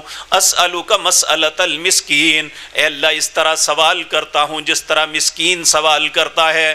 وابتہل الیک ابتحال المذنب الذلیل اے اللہ اس طرح گڑ گڑاتا ہوں جس طرح ایک گناہ گار اپنی گناہوں پہ شرمندہ ہو کے گڑ گڑاتا ہے۔ وَدْعُوكَ دُعَاءَ الْخَائِفِ الضَّرِيرِ اے اللہ اس طرح کر رہتا ہوں جس طرح ایک زخمی اپنے زخموں کی تکلیف کی وجہ سے کر رہتا ہے۔ وَابْتَهِلُ إِلَيْكَ ابْتِحَالَ الْمُذْنِبِ الذَّلِيلِ وَادْعُوكَ دُعَاءَ الْخَائِفِ الضَّرِيرِ من خضعت لک رکبتہ اے اللہ کھڑے کھڑے کمر جھک گئی۔ وفازت لک عیناہ اے اللہ آنکھوں سے آنسو بہہ رہے ہیں۔ ونحل لک جسدہ میرا جسم کانپ رہا ہے۔ وَرَغِمَ لَكَ أَنفُهُ اے اللہ رو رو کے ناک بہہ رہی ہے۔ اس لیے رب لا تجعلنی بدعاء ربی شقیا اے اللہ یہاں سے نامراد نہ لٹانا۔ وَكُمْ بِي رَؤُوفُ الرَّحِيمًا اے اللہ تجھ جیسا درگزر کرنے والا مہربان کائنات میں کوئی نہیں۔ اسأل یا خیر المعطین اے وہ بہترین ذات پاک جو کسی کو کچھ عطا کر سکتی ہے مجھے عطا کر دے۔ یا ارحم الراحمین اے دونوں جہانوں میں سب سے زیادہ رحم کرنے والے اللہ اپنے بندے محمد پر رحم کر دے۔ تو میرے عزیز بھائیو کبھی ہم نے زندگی میں سوچا ہے کہ اللہ کے سامنے اس طرح بھی گڑ گڑایا جا سکتا ہے؟ یہ رسول اللہ کی تعلیمات ہیں کہ اس طرح۔ پھر اس کے بعد جب مغرب کا وقت ہوتا ہے یہاں مغرب کی اذان نہیں ہو سکتی، اجازت نہیں ہے، یہاں گولا پھٹتا ہے، یہاں سے سب لوگ موو کر کے عرفات اور منا کے درمیان ایک میدان ہے مزدلفہ وہاں پہ چلے جاتے ہیں۔ اب حکم یہ ہے کہ وہاں جا کے عشاء کے ساتھ مغرب اور عشاء کی اکٹھی نماز پڑھنی ہے، اور یہاں پہ 70 کنکریاں اکٹھی کرنی ہے جو چنے کے دانے کے برابر ہو، اس سے بڑی نہیں ہونی چاہیے۔ ہر آدمی اپنے یہ ایک عبادت ہے جو ہم نے اس سے اگلے دن شروع کرنی ہے۔ 70 کنکریاں ہر بندہ اپنے لیے اکٹھا کر لے، اور پھر رات کو رسول اللہ سو گئے، اس رات تہجد کی نماز ادا نہیں فرمائی۔ آپ نے 3 رکعت مغرب کی پڑھی، 2 عشاء کی پڑھی، 1 وتر پڑھا اور سو گئے، کیونکہ اگلا دن سخت ہے۔ یہاں سے حضرت سودا رضی اللہ تعالی عنہا اور کچھ خواتین جو ذرا بھاری جسم کی تھی نہیں ٹھہر سکتی تھی، انہوں نے اجازت مانگی، آپ نے فرمایا مغرب عشاء نماز پڑھ کے آپ منا میں چلے جائیں۔ تو جو رہ سکتا ہے رہے، یہاں زمین کے اوپر سونا ہوتا ہے۔ یقین جانیے آپ اپنے گھر کے مخملی بستروں پہ ایئر کنڈیشن کی خوبصورت ہوا کے اندر اتنی پیاری نیند کبھی نہیں سوئے ہوں گے جو اللہ اس دن راحت عطا فرماتا ہے۔ حالانکہ بادشاہ ہے یا فقیر سب زمین پہ پڑے ہوئے ہیں۔ نبی کریم صلی اللہ علیہ وسلم جب یہاں آئے تو آپ اس طرح پہاڑوں کو دیکھ کے ہنسنے لگے۔ لوگوں نے عرض کی اللہ آپ کا چہرہ ہمیشہ ہنستا رکھے یا رسول اللہ کیا بات ہے؟ آپ نے فرمایا میں نے شیطان کو دیکھا اپنے سر پہ مٹی ڈال رہا تھا، میں نے اتنے لوگوں کو گناہوں میں مبتلا کیا، اپنے رب سے دور کیا، ایک ہی دن میں اللہ نے ساروں کو معاف کر دیا۔ میں اس کی ذلت کو دیکھ کے ہنس رہا ہوں۔ اللہ ان معاف کرنے والوں میں آپ اور ہم سب کو شامل فرما لے۔ پھر صبح فجر کی نماز ادا کرنے کے بعد آپ نے یہ 10 ذی الحج ہے، آپ نے یہاں سے چل پڑنا ہے۔ جو بزرگ لوگ ہیں وہ سیدھا اپنے خیمے میں چلا جائیں، وہ آگے کا سفر نہ کریں۔ جو نوجوان ہیں وہ سیدھے جمرات پہ چلے جائیں۔ یہاں سے جمرات 4 کلومیٹر ہیں، لیکن اگر آپ سرکاری حج اسکیم کے تحت ہیں تو آپ ٹرین پہ جائیں گے۔ وہ ٹرین آپ کو جمرات پہ پہنچائے گی 5 سے 7 منٹ میں۔ لیکن جن کے ساتھ بزرگ ہیں یا خواتین ہیں وہ وہاں ٹرین سے اتر کے لفٹوں سے نیچے چلے جائیں۔ جوانوں کو 1.5 کلومیٹر کا چکر کاٹ کے آ کے جو ہے نا انہیں کنکر مارنے ہیں۔ اب اس دن 4 کام کرنے ہیں۔ ترتیب یہ ہے کہ پہلا جمرہ 3 جمرات ہیں۔ جمرہ یمنا جو مینا کی طرف ہے، جمرہ وسطیٰ جو درمیان میں ہے، جمرہ عقبہ جو آخر میں ہے، اسے بڑا شیطان بھی کہتے ہیں۔ پہلا بھی چھوڑ دینا ہے، دوسرا بھی، تیسرے جمرے کو 7 کنکریاں مارنی ہے۔ بسم اللہ اللہ اکبر، بسم اللہ اللہ اکبر۔ اور یہاں پہ جو 8 ذی الحج کو احرام باندھتے وقت تلبیہ شروع ہوا تھا، یہاں پہ تلبیہ ختم۔ اب یہاں پہ آپ نے تکبیرات شروع کرنی ہے۔ اللہ اکبر لا الہ الا اللہ واللہ اکبر وللہ الحمد، اللہ اکبر کبیرہ والحمد للہ کثیرہ وسبحان اللہ بکرۃ واصیلا۔ 7 کنکریاں مارنی ہیں۔ پھر اس کے بعد آپ نے قربانی کرنی ہے۔ قربانی کے 2 طریقے ہیں۔ کچھ لوگوں نے حکومت کو پیسے جمع کروا دیے ہوں گے، کچھ لوگ جا کے کروائیں گے۔ وہاں ایک بینک ہے الراجی بینک، ان کا سب سے بڑا پروجیکٹ یہی ہوتا ہے، حکومت بھی انہیں پیسے دیتی ہے۔ آپ الراجی بینک میں جا کے وہاں سے اپنا کوپن خرید لیں۔ آپ کو وہاں ٹائم دے دیا جائے گا کہ آپ کی اتنے بجے قربانی ہو جائے گی اور اتنے بجے ہو جائے گی انشاءاللہ۔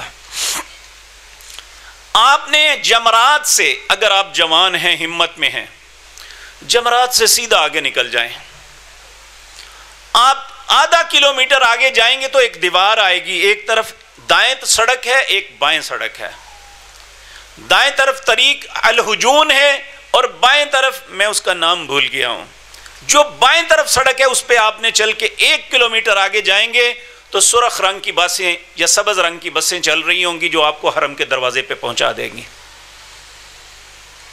آپ اگر جمرات سے واپس اپنے خیمے تک آئیں گے تو 3 کلومیٹر واپس آنا پڑے گا، لیکن آپ یہاں سے اگر اس بس تک پہنچیں گے تو 1 کلومیٹر آگے جا کے بس پہ بیٹھ کے آپ مروہ پہ جا کے اتر جائیں گے۔ وہاں جا کے آپ جتنی جلدی ممکن ہے آپ طواف زیارہ کر لیں۔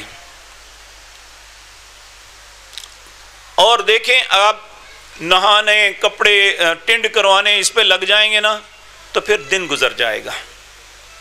سیدھے جائیں اور جا کے، میں الحمدللہ پچھلے سال گیا تھا تو ہم نے اسی طرح کیا۔ جب ہم حرم میں پہنچے گے تو وہاں عید کی نماز کی دعا ہو رہی تھی، خطبہ دے کے شیخ سدائس دعا مانگ رہے تھے، تو اس وقت جا کے بڑی آسانی سے ہو گیا۔ جتنی لیٹ کریں گے اتنا رش بڑھتا چلا جائے گا۔ تو وہاں جا کے آپ نے طواف زیارت کرنی ہے۔ طواف زیارت آپ اپنے لباس میں بھی کر سکتے ہیں اور احرام میں بھی کر سکتے ہیں۔ تو طواف زیارت وہاں بھی آپ نے باوضو ہو کے جانا ہے۔ طواف زیارت بھی 7 چکر لگانے ہیں، یہاں رمل نہیں ہے، رمل صرف طواف قدوم میں تھا۔ نارملی 7 چکر لگانے ہیں صفا مروہ، اس کے بعد 2 نفل پڑھنے ہیں، پانی پینا ہے، صفا مروہ کی سعی کر کے نکل آنا ہے۔ اس کے بعد آپ بے شک اپنے ہوٹل میں جا کے اپنے کپڑے چینج کریں، نہائیں، ٹینڈ کروائیں اور اس کے بعد مینا میں چلے جائیں. شام ہونے سے پہلے رات مینا میں گزارنی ہے. یہ 4 کاموں کی ترتیب اسی طرح ہے. پہلے کنکریاں مارنی ہے، نمبر 2 قربانی کرنی ہے، نمبر 3 آزاد ہونا ہے، نمبر 4 طواف افاضہ یا طواف زیارت کرنی ہے. لیکن اس دن اگر ان 4 اعمال میں آگے پیچھے ترتیب بگڑ جائے تو نبی کریم نے فرمایا افعل ولا حرج، کر لو کوئی حرج نہیں. ایک شخص آیا، اس نے کہا جی میں نے ابھی کنکریاں نہیں ماری، پہلے طواف کے لیے چلا گیا تھا. آپ نے فرمایا فلا حرج، کوئی بات نہیں، اب کنکریاں مار لو. ایک نے کہا پہلے قربانی کر لی ہے، آپ نے فرمایا فلا حرج، اب کر لو، دوسرے کام اب کر لو. ایک نے کہا جی میں پہلے طواف بھی کر لیا، کنکریاں بھی مار لی، قربانی نہیں کی، آپ نے فرمایا افعل، کر لو اب. تو ترتیب بگڑ بھی جائے پہلے یا بعد میں، جو کام آسان لگے پہلے کر لو، تو اس میں کوئی حرج نہیں ہے. یہ 10 ذی الحج ہے. اگر بعض بزرگ یا کوئی بیمار ہو جائے اس دن طواف افاضہ کے لیے نہیں جا سکا یا وہ دوسرے کاموں میں مصروف رہا، لیکن اس نے مغرب کی اذان تک نکلا نہیں مینا سے، پھر وہ نہیں نکلے گا، پھر وہ اگلے دن جائے گا اور وہ احرام بھی نہیں کھولے گا. پھر وہ احرام طواف افاضہ کرنے کے بعد وہ 11 کو کرے، 12 کو کرے یا 13 کو کرے، طواف افاضہ کرنے کے بعد وہ اپنا احرام کھولے گا. ابو داود میں روایت ہے، نبی مکرم سے پوچھا گیا تو آپ نے فرمایا کہ اس نے کہا جی میں ابھی تک طواف افاضہ نہیں کر سکتا. آپ نے فرمایا احرام باندھ لو، طواف افاضہ کے بعد اسے کھولنا. اگر کوئی شخص پہلے دن نہیں کر سکا تو دوسرے دن کر لے، 12 کو کر لے، 13 کو جا کے کر لے، جیسے مرضی کر لے. اب آگے 11 ذی الحج ہے. اس دن آپ نے اپنے خیمے میں رہنا ہے. یہاں ایک بات عرض کر دوں، لوگ سہل پسند ہو گئے ہیں. حالانکہ پہلے 91 میں نے جب پہلے حج کیا تھا نا، تو پورے خیمے میں صرف ایک پڈسٹل تھا. اس وقت بھی 18 جون کو حج کیا تھا میں، تو ساری رات لوگ پنکھے کھینچتے رہے تھے ایک دوسرے کی طرف. تو اب تو ماشاءاللہ ایئر کنڈیشن بھی ہیں، یا وہ کولرز اتنے زبردست ہیں کہ رات کو ٹھنڈ لگنے لگتی ہے. تو پھر بھی لوگ خیمے چھوڑ کے تو ہوٹلوں میں چلے جاتے ہیں. مینا میں رہنا ضروری ہے. وَاذْكُرُوا اللَّهَ فِي أَيَّامٍ مَّعْدُودَاتٍ، یہ گنتی کے دن ہیں، یہ وہاں پہ گزارنے اور اللہ کا ذکر کرنا ضروری ہے. 11 تاریخ کو آپ نے تینوں جمرات کو کنکریاں مارنی ہیں. کنکریاں آپ اپنی بھی مار سکتے ہیں، خواتین اگر کوئی نہیں جا سکتی یا کوئی بوڑھا ہے، بیمار ہے، اس کی طرف سے بھی آپ مار سکتے ہیں. تو آپ نے پہلے جانا ہے جمرہ یمنا، پہلا جمرہ چھوٹا جو ہے، اسے 7 کنکریاں مار کے پیچھے ہٹ کے ایک ایرو بنا ہوگا، اتجاہ القبلہ، قبلہ اس جانب ہے، آپ نے ادھر منہ کر کے دعا مانگنی ہے.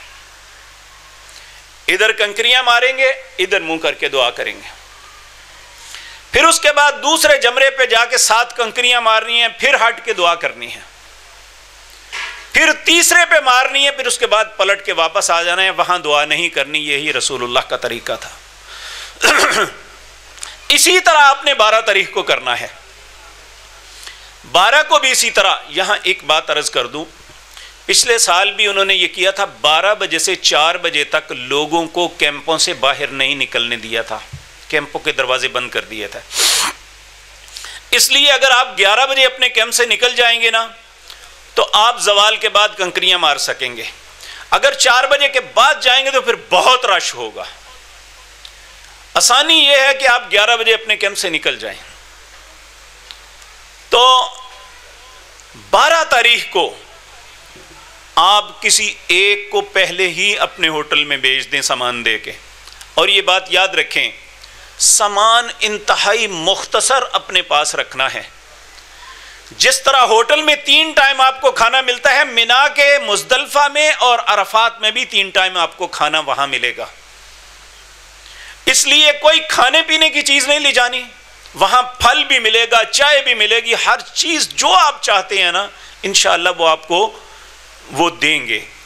یہ پہلے نہیں تھا، پہلے 3 دن بھوک ہی کاٹتے تھے ہم، لیکن اب الحمدللہ کہ مینا میں بہترین کھانا ملتا ہے. آپ کا معلم 3 ٹائم آپ کو کھانا دے گا انشاءاللہ. آپ نے صرف 1 یا 2 سوٹ رکھنے ہیں اپنے پاس، خدا نخواستہ کوئی خراب ہو جاتا ہے تو بدل سکے. تو چھوٹا سا بیگ آپ پیچھے ڈالنے والا لے لیں. 12 تاریخ کو اللہ نے اجازت دی ہے فمن تعجل فی یومین فلا اثم علیہ. اگر 2 دن کے بعد جلدی کرتے ہوئے کوئی نکل جائے تو کوئی حرج نہیں ہے. 12 تاریخ کو آپ کنکر مار کے پھر آپ نے واپس خیمے میں نہیں آنا. آپ نے بائیں طرف دیکھنا ہے، مسجد خیف ہے. مسجد خیف کے ساتھ ساتھ ہوتے ہوئے آپ جہاں مسجد ختم ہوتی ہے وہاں ایک سرنگ ہے، باہر کی طرف جاتی ہے، وہ عزیزیہ میں چلی جائے گی. آپ لوکیشن لگا لیں اپنے ہوٹل کی. آپ خیمے میں دیر سے پہنچیں گے، اپنے ہوٹل میں جلدی پہنچ جائیں گے اگر اس رستے سے جائیں گے. تو پھر میں عرض کر دوں کہ آپ نے کنکریاں مارنی ہیں. کنکریاں مار کے عموماً جو رستہ بنتا ہے وہ اوپر سے اس طرف بائیں طرف ہو کے واپس آتے ہیں. لیکن اس دن 12 تاریخ کو چونکہ آپ نے نکلنا ہے، کنکریاں مار کے آپ نے بائیں طرف نکلنا ہے. سامنے مسجد خیف ہوگی. آپ اس جمرات سے نکلیں گے نا، مسجد خیف کے ساتھ ہی اس طرح کی سرنگ ہے. اس سے جب نکل کے، یہ 1 کلومیٹر لمبی ہے، اس سے نکل کے جب باہر جائیں گے تو عزیزیہ آ جائے گا. وہیں پہ آپ کے ہوٹل مختلف جگہوں پہ ہیں، تو آپ لوکیشن لگا لیں گے، وہاں ہوٹل میں آرام سے پہنچ جائیں گے 15 منٹ میں اس سرنگ سے نکلنے کے بعد. اگر آپ 12 ذی الحج کو مغرب کی اذان آپ کو مینا میں ہو جاتی ہے تو پھر آپ جہاں سے 12 کو نہیں نکل سکتے، آپ کو 13 تاریخ تک رہنا پڑے گا. اگر آپ 12 تک رہتے ہیں تو آپ 49 کنکریاں ماریں گے. اگر آپ 13 تک رہتے ہیں تو پھر آپ 70 کنکریاں ماریں گے. تو آپ 12 کو نکل آئیں. 90% لوگ 12 کو نکل آتے ہیں. چونکہ اللہ نے اجازت دی ہے، لوگ اجازت سے فائدہ اٹھاتے ہیں. یہ آپ کا حج انشاءاللہ مکمل ہو گیا. بعض خواتین حج کے دنوں میں ٹیبلٹ لینے کے باوجود ان کے ایام آ جاتے ہیں. انہیں چاہیے کہ وہ حج کے سارے مناسک ادا کریں، نماز نہیں پڑھیں گی، طواف افاضہ نہیں کریں گی، اور جب وہ پاک ہو جائیں گی پھر طواف افاضہ کریں گی. چاہے وہ ذی الحج کے کئی دن بھی گزر جائیں، یعنی 13، 14، 15 بھی آ جائے تو کوئی حرج نہیں، جب وہ فارغ ہوں.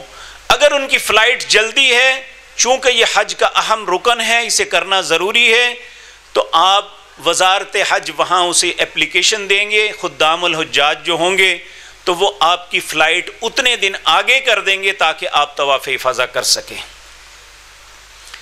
پھر اس کے بعد ایک عمل رہ جاتا ہے، وہ ہے طواف وداع. یہ بھی حج کا حصہ ہے. طواف وداع جس دن آپ نے مکہ سے نکل کے یا اپنے وطن یا مدینہ منورہ جانا ہے اور مدینہ منورہ سے ہی واپس آ جانا ہے، تو اس وقت آپ نے بیت اللہ کا طواف کر کے نکلنا ہے. اس طواف کو طواف وداع کہتے ہیں. تو یہ اللہ کی توفیق سے آپ کا حج تمتع مکمل ہو جائے گا.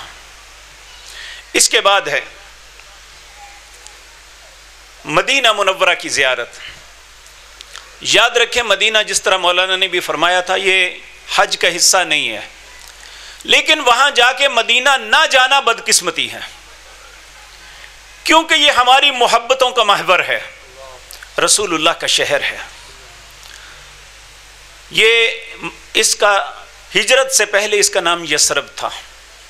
یثرب کا مطلب ہے مصیبتوں کی جگہ. یہاں جو بھی اجنبی آتا بیمار ہو جاتا. جب رسول اللہ بھی آئے تو آپ کے صحابہ بیمار ہو گئے تھے. حضرت بلال، حضرت ابوبکر اور دوسرے صحابی چھپ چھپ کے رویا کرتے تھے. پھر نبی کریم نے اللہ سے دعا مانگی، اے اللہ مدینے کے بخار کو جوفے میں لے جا. پھر اللہ نے اس کے بخار کو ختم کر دیا. پھر آپ نے اللہ سے مدینے کی برکت کی دعا مانگی. کہا اللہ میرے باپ ابراہیم نے مکے کی برکت کے لیے دعا مانگی تھی، اللہ میں تجھ سے مدینے کی برکت کی دعا مانگتا ہوں، اللہ مکے سے دگنی برکت عطا فرما. رسول اللہ کی دعا کا نتیجہ ہے کہ وہاں صرف ایک پھل ہوتا ہے. پوری دنیا کے حجاج معتمرین اس پھل کو لے کے دنیا میں پھیلتے ہیں لیکن آج تک ختم نہیں ہوا. اللہ کے نبی صلی اللہ علیہ وسلم کی یہ دعا کا نتیجہ ہے. تو میرے عزیز بھائیو، جب مدینہ منورہ میں جائیں تو ہماری نیت اللہ کے رسول کی مسجد ہونی چاہیے. نبی کریم صلی اللہ علیہ وسلم کا ارشاد ہے لا تشد الرحال. نیکی کی نیت سے 3 جگہ سفر کر سکتے ہو. نمبر 1 بیت اللہ، نمبر 2 مسجد رسول اللہ صلی اللہ علیہ وسلم، نمبر 3 بیت المقدس. بیت المقدس یہود کے زیر قبضہ ہے، ہم وہاں نہیں جا سکتے، اللہ ہمیں اپنی زندگی میں لے کے جائے. لیکن ہم ان 2 شہروں میں جا سکتے ہیں. یہاں جانا نیکی ہے. جب آپ وہاں جائیں تو رسول اللہ کی مسجد میں جائیں.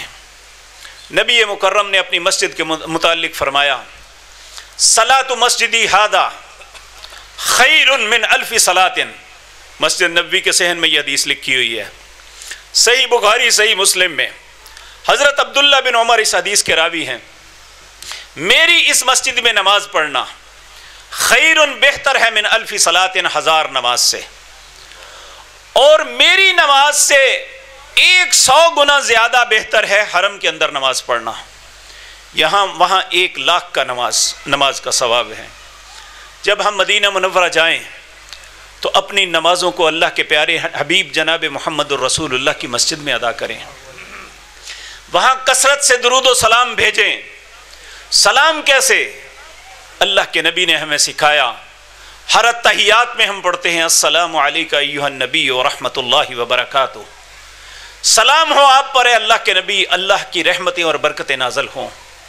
درود بھی آپ نے سکھایا اللہم صلی علی محمد وعلی آل محمد کما صلیت علی ابراہیم وعلی آل ابراہیم انک حمید مجید. کثرت سے درود پڑھیں. اس مسجد میں نوافل ادا کریں. اس مسجد میں بیٹھ کے قرآن پڑھیں جہاں اللہ کے نبی پر قرآن اترا. آپ نے لوگوں کو قرآن سکھایا. قرآن کی تلاوت کریں اور ذکر اذکار کریں، اللہ کی تسبیح و تحمید کریں. وقت ملے تو رسول اللہ کے روضہ مبارک پہ تشریف لے جائیں. آپ گزرتے ہوئے کہیں السلام علیکہ ایھا النبی ورحمۃ اللہ وبرکاتہ، السلام علیکہ یا ابا بکر، السلام علیکہ یا عمر. وہاں سے نکلے تو صاحب نے بقیع الغرقد میں جائیں، وہاں وہی کلمات کہیں جو رسول اللہ نے کہے السلام علیکم یا اہل دیار المؤمنین انتم السابقون ونحن اللاحقون یغفر اللہ لنا ولکم. ہم تمہارے اور اپنے لیے اللہ سے معافی کی درخواست کرتے ہیں. مسجد نبوی کے اندر بھی ایک بہت مقدس اور مطہر جگہ ہے. نبی مکرم صلی اللہ علیہ وسلم نے فرمایا ما بین بیتی و منبری روضۃ من ریاض الجنہ. میرے گھر اور میرے ممبر کے درمیان جو جگہ ہے وہ جنت کے ٹکڑوں میں ایک ٹکڑا ہے. ہمیں وہاں جانا ہے. کس طرح؟ اب یا تو ایک ایپ ہے نسک، اس پہ آپ کو وقت لینا پڑے گا، یا آپ جس ہوٹل میں ٹھہریں گے وہاں جو خادم الحج ہے وہ آپ کو پرمٹ لے کے دے گا. اس وقت آپ وہاں جا کے نفل پڑھیں، رسول اللہ کی ذات مطہرہ پر درود و سلام پڑھیں، اور یہ ایک ایسے ہوگا جیسے آپ جنت میں بیٹھ کے یہ سب کچھ کر رہے ہیں. اللہ آپ سب کے نصیب میں کرے. اس کو مس نہیں کرنا. خواتین کے لیے بھی وقت ہوگا، وہ فجر کی نماز کے بعد 11 بجے تک اور ایک عصر کی نماز کے بعد مغرب تک، یہ 2 وقت خواتین کے لیے وقت ہوتا ہے. ان کو بھی یا پرمٹ لے کے دیا جائے گا یا نسک پہ آپ نے وقت لینا ہوگا. جیسے بھی ہو یہ آپ وہاں پہ مینج کر لیں. اسی طرح مدینہ منورہ میں ایک مسجد ہے، اسے مسجد قباء کہتے ہیں. اس مسجد کے متعلق اللہ نے قرآن میں فرمایا لَمَسْجِدٌ أُسِّسَ عَلَى التَّقْوَى. یہ وہ مسجد ہے جس کی بنیاد تقوی پہ رکھی گئی. یہ مسجد نبوی سے بھی پہلے بنی تھی. رسول اللہ جب ہجرت کر کے آئے تو سب سے پہلے قباء میں ہی آئے تھے. نبی مکرم صلی اللہ علیہ وسلم نے فرمایا جو سوار یا پیدل ہوگے مسجد قباء میں آ کے 2 نفل پڑھے گا، اللہ کامل عمرے کا ثواب عطا کریں گے۔ اس لیے روزانہ فجر کی نماز مسجد نبوی میں پڑھیں۔ اس کے بعد ایک واکنگ ٹریک بنا ہوا ہے، آپ مسجد غمامہ کے پاس سے ہو کے آپ جائیں گے تو واکنگ ٹریک بنا ہوا ہے 2.5 کلومیٹر کا، یہ سیدھا قباء میں جاتا ہے۔ دونوں طرف دکانیں، درمیان میں درخت لگے ہوئے ہیں، بڑا خوبصورت وہ ٹف ٹائل کا ٹریک بنا دیا ہے انہوں نے۔ وہاں سے پیدل بھی جا سکتے ہیں، وہاں سے ویگنیں 2 ریال لیتی ہیں ایک فرد کا، ویگن پہ جا سکتے ہیں۔ آپ روزانہ کی بنیاد پہ 8 دن رہتے ہیں، 4 دن رہتے ہیں، 3 دن، 9 دن، 10 دن، جتنے مدینہ منورہ میں آپ کا قیام ہے، فجر کی نماز پڑھ کے آپ وہاں پہنچ جایا کریں۔ روزانہ عمرے کا ثواب اللہ آپ کو عطا کرتے رہیں گے انشاءاللہ۔ اللہ رب العزت آپ کے لیے یہ سارے کام آسان کر دے۔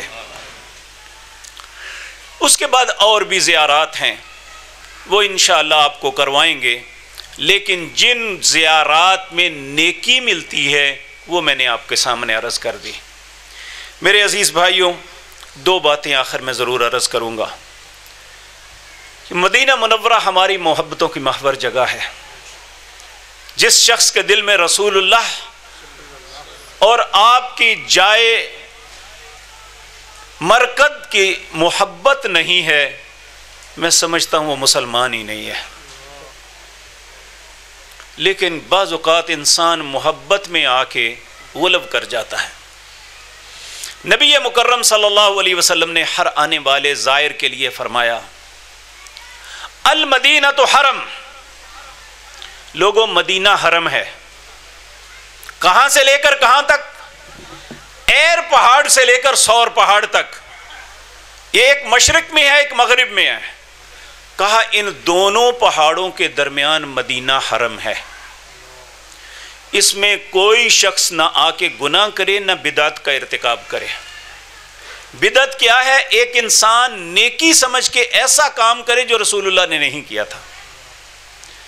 کہا یہاں ایسا نہ کرنا، جو کسی بدعت کا یا گناہ کا ارتکاب کرے گا فَعَلَيْهِ لَعْنَةُ اللَّهِ وَالْمَلَائِكَةِ وَالنَّاسِ أَجْمَعِينَ، اس پہ اللہ کی فرشتوں کی اور ساری مخلوق کی لعنت ہوگی۔ لا يقبل اللہ صرفا ولا عدلا، نہ اللہ اس کا کوئی فرض قبول کرے گا نہ نفل قبول کرے گا۔ اس لیے مدینے میں جا کے ایک ایک قدم پھونک کے رکھنا ہے۔ جس طرح رسول اللہ کے سامنے بلند آواز سے بولنا حرام ہے، اعمال برباد ہو جاتے ہیں، رسول اللہ کی قبر مطہرہ کے پاس جا کے بھی ایسا بولنا حرام ہے۔ آپ کا احترام جس طرح زندگی میں تھا، آج بھی ایک مسلمان کے دل میں رسول اللہ کا احترام اسی طرح ہونا چاہیے۔ تو اللہ رب العزت ہمیں اپنے نبی کے احترام کی توفیق عطا فرمائے، وگرنہ اعمال برباد ہو جائیں گے۔ آخری بات میرے عزیز بھائیو یہ ہے، حج کی قبولیت کے لیے اللہ نے 3 باتوں کی شرط لگائی ہے۔ اگر ان تینوں شرائط کو آپ پورا کر لیں گے تو حج مبرور ہوگا۔ وہ قرآن کریم میں اللہ رب العزت فرماتے ہیں فلا رفث ولا فسوق ولا جدال فی الحج، 3 کام حج کے دوران نہیں کرنے۔ رفث کہتے ہیں سیکس کے متعلق سوچ بھی نہیں لانی۔ سیکس کے متعلق کوئی عمل کرنا یہ تو دور کی بات ہے، سوچ بھی نہیں لانی، نہ حلال نہ حرام۔ نمبر 2، یہ اس سے مراد یعنی حالت احرام میں ہے، جو حلال ہے میاں بیوی کا تعلق وہ احرام کی حالت میں، یہاں میاں بیوی کے ساتھ بھی کوئی تعلق قائم نہیں کرنا، نہ سوچ لانی ہے۔ لیکن پورے سفر کے دوران چونکہ مختلف ممالک کے عورتیں مردیں مکس گیدرنگ ہوتی ہے، کہا اپنے دماغ کو سیٹ رکھنا ہے۔ فلا رفث، سیکس کے متعلق نہیں سوچنا۔ ولا فسوق، فسق کہتے ہیں گناہ وہ چھوٹا ہے یا بڑا، ہر گناہ سے اپنے آپ کو بچانا ہے۔ یہ ایک تربیت ہے، ریفریشل کورس ہے گناہ سے بچانے کے لیے. کہا فلا رفس ولا فسوق. تیسرا مختلف اذہان کے مختلف قوموں کے لوگ ہوتے ہیں. ولا جدال، جھگڑنا بھی نہیں ہے. یہاں اکثر لوگ جھگڑتے ہیں. 3 کاموں سے جو بچ گیا وہ جب واپس لوٹے گا، الحج المبرور لیس لہ جزاء فی الجنہ، اس کا حج مبرور ہے، اس کی جزا جنت کے علاوہ کوئی نہیں ہے. رسول اللہ نے فرمایا جس کا حج مقبول ہو گیا اس کی مثال اس طرح ہے جس طرح لوہار بھٹی میں لوہا ڈالتا ہے اور وہ گل کے پانی بن جاتا ہے، اس کے اوپر سے میل اتار کے بالکل صاف شفاف ہو جاتا ہے. حج کرنے کے بعد ایک انسان اس طرح صاف اور شفاف ہو جاتا ہے. بلکہ ایک حدیث میں رسول اللہ نے فرمایا جب حج کر کے انسان لوٹتا ہے وہ اس طرح ہوتا ہے جس طرح آج ہی اس کی ماں نے جنا ہے. پہلے دن کے بچے پہ کوئی گناہ نہیں ہوتا، اسی طرح آنے والے حاجی پہ کوئی گناہ نہیں ہوتا. اللہ آپ سب کی اس محنت کو اپنی بارگاہ میں قبول کر لے. جن باتوں سے اللہ یا اس کے رسول نے روکا ہے ہمیں رکنے کی توفیق عطا فرمائے. آخری بات یہ ہے، ایک دعا رسول اللہ کی یاد کر لیں. اللہم لا سہل الا ما جعلتہ سہلا وانت تجعل الحزن اذا شئت سہلا. اے اللہ کوئی کام آسان نہیں مگر جسے تو آسان کر دے. اللہ مشکل تیری طرف سے آتی ہے، تو ہی اسے آسان کرتا ہے. یہ رسول اللہ نے مشکل کے وقت دعا سکھلائی. آپ اپنے گھر سے نکلتے وہاں چلتے پھرتے یہ دعا ضرور مانگیں. یقین جانیے اللہ آپ کے لیے ہر معاملہ آسان کر دے گا. اللہ رب العزت اگر آپ سمجھیں کہ میں نے آپ کی کوئی رہنمائی کا حق ادا کیا ہے تو آپ اپنی دعاؤں میں مجھے بھی یاد رکھنا. اللہ تعالی ہم سب کو جنت میں اکٹھا کر دے. اللہ ہماری خطاؤں کو معاف فرما دے. اللہ رب العزت ہم سب کو اپنے نبی کے جھنڈے کے نیچے اکٹھا فرما دے. اقول قولی ھذا واستغفر اللہ. جزاک اللہ. بڑے ہی شاندار انداز میں سنت کے مطابق آپ کے سامنے حج اور عمرے کا طریقہ بیان فرما رہے تھے. اللہ رب العزت سے دعا ہے کہ کائنات کا مالک جتنے بھی حجاج اکرام ہیں ان کے حج کو اپنی بارگاہ کے اندر مقبول و منظور فرمائے. اور اللہ رب العزت جو اس سال نہیں جا رہے یا جن کے پاس وسائل نہیں ہے، اللہ رب العزت جو ہے ان کے لیے وسائل پیدا فرمائے اور حج بیت اللہ کی توفیق عطا فرمائے. اب چند کلمات کے لیے آخر میں دعوت دیتا ہوں محترم جناب سعید الرحمن فاروقی صاحب جو کہ امن کمیٹی کے کوآرڈینیٹر اپنا ممبر ہیں سرکل کاموکی کے، وہ تشریف لائیں اور چند کلمات 1 منٹ کے اندر ادا کریں. السلام علیکم ورحمۃ اللہ وبرکاتہ. میں اس پروگرام پر سید عمر خطاب صاحب کو اور ان کے تمام ساتھیوں کو مبارکباد پیش کرتا ہوں، اور جو ساتھی حج پہ جا رہے ہیں وہ تمام کے تمام ہمیں اپنی دعاؤں میں یاد رکھیں کہ آئندہ سالوں میں اللہ پاک ہم سب کو یہ سعادت نصیب فرمائے. آخر دعوانا.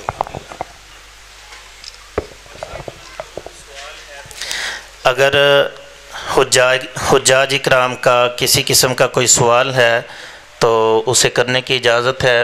یہ وائرلیس مائک اگر آپ کے پاس ہے تو سامنے وائرلیس میں مائک عوام کے اندر پیش کیا جائے. ہلو. اگر کسی قسم کا کسی بھائی کا کسی حاجی کا کوئی سوال ہے تو اسے کرنے کی اجازت ہے.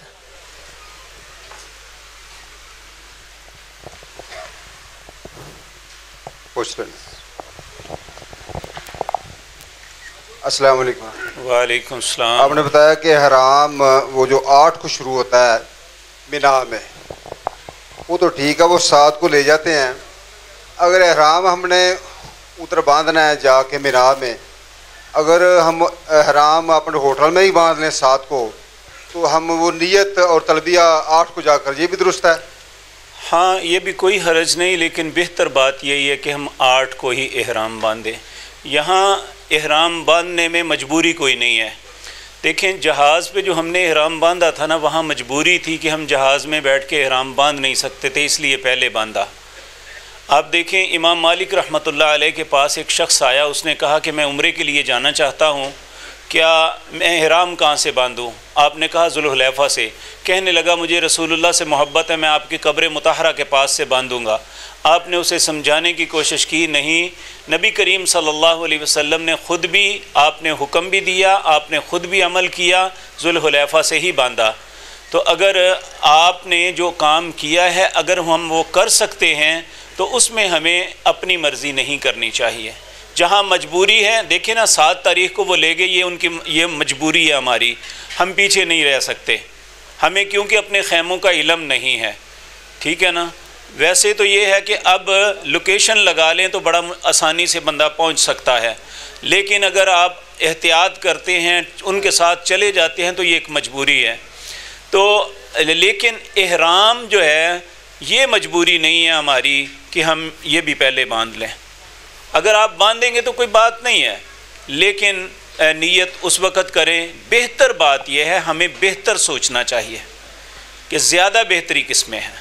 جزاک اللہ۔ اور جتنے بھی ورکشاپ ہم نے اٹینڈ کی ہیں اس میں یہی بتایا گیا ہے کہ خیموں میں اگر اپنی نمازیں ادا کریں گی ظہر اور عصر تو اپنے اپنے ٹائم میں ادا کریں۔ اگر مسجد نمرہ میں امام کے پیچھے ادا کریں گے تو جمع بھی کریں گے اور قصر بھی کریں گے، اس میں کیا حقیقت ہے؟ یہ بالکل جھوٹ ہے جی۔ اللہ کے نبی صلی اللہ علیہ وسلم نے سب کے لیے حکم دیا تھا کہ 9 تاریخ کو جمعاً و قصراً، جمع بھی کرنی ہے اور قصر بھی کرنی ہے، تو ہمارے لیے رسول اللہ کا حکم اہم ہونا چاہیے۔ اور کینکریاں مارنے کا ٹائم بتا رہے ہیں کہ زوال کے بعد شروع ہوتا ہے۔ جی بالکل یہی طریقہ ہے بھائی جان، زوال کے یہ ہے 11، 12، 13 کی کنکریاں، یہ بات ذہن میں رکھیں۔ جو 10 تاریخ کی کنکریاں ہیں نا، یہ صبح مار سکتے ہیں کسی بھی وقت، تو 11، 12 کی کنکریاں اصل وقت مسنون یہی ہے کہ زوال کے بعد سے لے کر مغرب کی اذان تک، لیکن چونکہ وہاں بہت سے ایکسیڈنٹ ہوئے ہیں تو سعودی علماء نے اس بات کا فتویٰ دیا ہوا ہے کہ آپ دن اور رات کسی بھی وقت مار سکتے ہیں، لیکن جو شخص ایسا کر سکتا ہے اسے اس مسنون وقت میں ہی مارنی چاہیے۔ اور جمعرات میں جو کینکریاں مارنے کے بعد ہم دعا کرتے ہیں، کیا منہ کعبہ شریف کی طرف کر کے کریں گے؟ جی بالکل، وہاں ایک ایرو بنا ہوگا، اتجاہ القبلہ، اس پہ لکھا ہوگا کہ قبلہ اس جانب ہے، کہ آپ نے یہ ذہن میں رکھیں کہ جب آپ نے جمرات کے وہ شیڈ میں داخل ہونا ہے نا، آپ کے جمرات دائیں طرف ہونے چاہیے۔ بعض لوگ ادھر سے داخل ہو جاتے ہیں، ان کے بائیں طرف ہوتا ہے، یہ مسنون نہیں ہے۔ جمرہ آپ کے دائیں طرف ہونا چاہیے۔ جمرات پہ کنکریاں مارنے کے بعد آپ پیچھے ہٹیں گے، وہاں ایرو کا نشان ہوگا، اتجاہ القبلہ اس پہ لکھا ہوگا، آپ نے ادھر منہ کر کے لوگوں کو دیکھیں گے۔ عموماً طور پہ میں عرض کروں کہ بدقسمتی سے پاکستان، بنگلہ دیش، انڈیا کے لوگ ایسا نہیں کرتے، بہت کم ہیں، یہاں دعا نہیں مانگتے۔ باقی دنیا کے لوگ، اکثر لوگ جہاں دعائیں مانگتے ہیں، اور یہ یقین جانیے یہ بڑی قبولیت کی جگہ ہے کہ پیچھے ہٹ کے دعا مانگیں، پھر اس کے بعد جمرہ وسطیٰ پہ اس کے بھی پیچھے ہٹ کے اسی طرح قبلہ کی جانب منہ کر کے دعا مانگیں، تو پھر اس کے بعد جب تیسرے پہ ماریں گے تو نبی کریم واپس اپنے خیمے میں آ گئے، وہاں دعا نہیں مانگی۔ جزاک اللہ۔ اور یہ جو ترتیب ہے رمی، قربانی اور حلق کی، اور اس سے پہلے ہم قربانی سے پہلے ہم جا کے وہ طواف زیارت کر لیں تو کوئی حرج نہیں۔ نبی صلی اللہ علیہ وسلم، یہاں ایک بات میں عرض کر دوں، جن لوگوں نے بینکوں میں قربانی کے پیسے جمع کروا دیے ہیں نا، وہ یہ بات ذہن میں رکھیں کہ ان کی قربانی 10 ذی الحج کو نہیں ہوگی، ان کی قربانی 11 ذی الحج کو ہوگی، لیکن اپنے دوسرے جتنے بھی عمل ہیں وہ کر لیں تو قربانی جب ہوگی دیکھا جائے گا۔ السلام علیکم جی وعلیکم السلام۔ مناج نماز خیمے جماعت کرائی جا سکتی ہے؟ جی بالکل، ہر خیمے میں کئی جماعتیں ہوتی ہیں، جماعتیں کروانی چاہیے، کیونکہ دیکھیں مینا میں 2 مساجد ہیں، ایک ہے مسجد کویتیاں، ان سے کہتے ہیں مسجد ابن عبد البر، ایک ہے مسجد خیف۔ مسجد خیف چونکہ ہمارے جتنے بھی حجاج ہیں نا، یہ ڈی کیٹیگری میں ہوتے ہیں، یہ کبری عبدالعزیز کے ارد گرد ان کے خیمے ہوتے ہیں، عموماً یہ نیو مینا میں ہوتے ہیں، مینا میں نہیں ہوتے۔ تو یہاں سے بھی وہ مسجد ابن بل بہت دور ہے، مسجد خیف تو تقریباً 4 کلومیٹر دور ہے یہاں سے، تو اس لیے مسجد میں جانا ممکن نہیں ہے۔ تو اپنے خیمے میں ہی آپ کے وہ جو میٹرس ہوں گے، آپ ایک کونے میں اپنے میٹرس الگ کریں، آپ کے ہر خیمے میں قبلے کی جانب ایک ایرو بنا ہوگا، آپ وہاں آپ امام بن جائیں، دوسرے نماز پڑھیں، اور وہاں پہ کوشش کریں کہ سب کو ذکر اذکار کی دعوت دیں۔ اور بھائی جان یہ جب ہم اسلام کرتے ہیں تو آپ نے بتایا کہ بسم اللہ ہی اللہ اکبر، جبکہ ہمارے علماء ہی صرف اللہ اکبر کی تعلیم دے رہے ہیں۔ دونوں ہی ٹھیک ہیں بھائی جان، دونوں ہی ٹھیک ہیں۔ بارک اللہ۔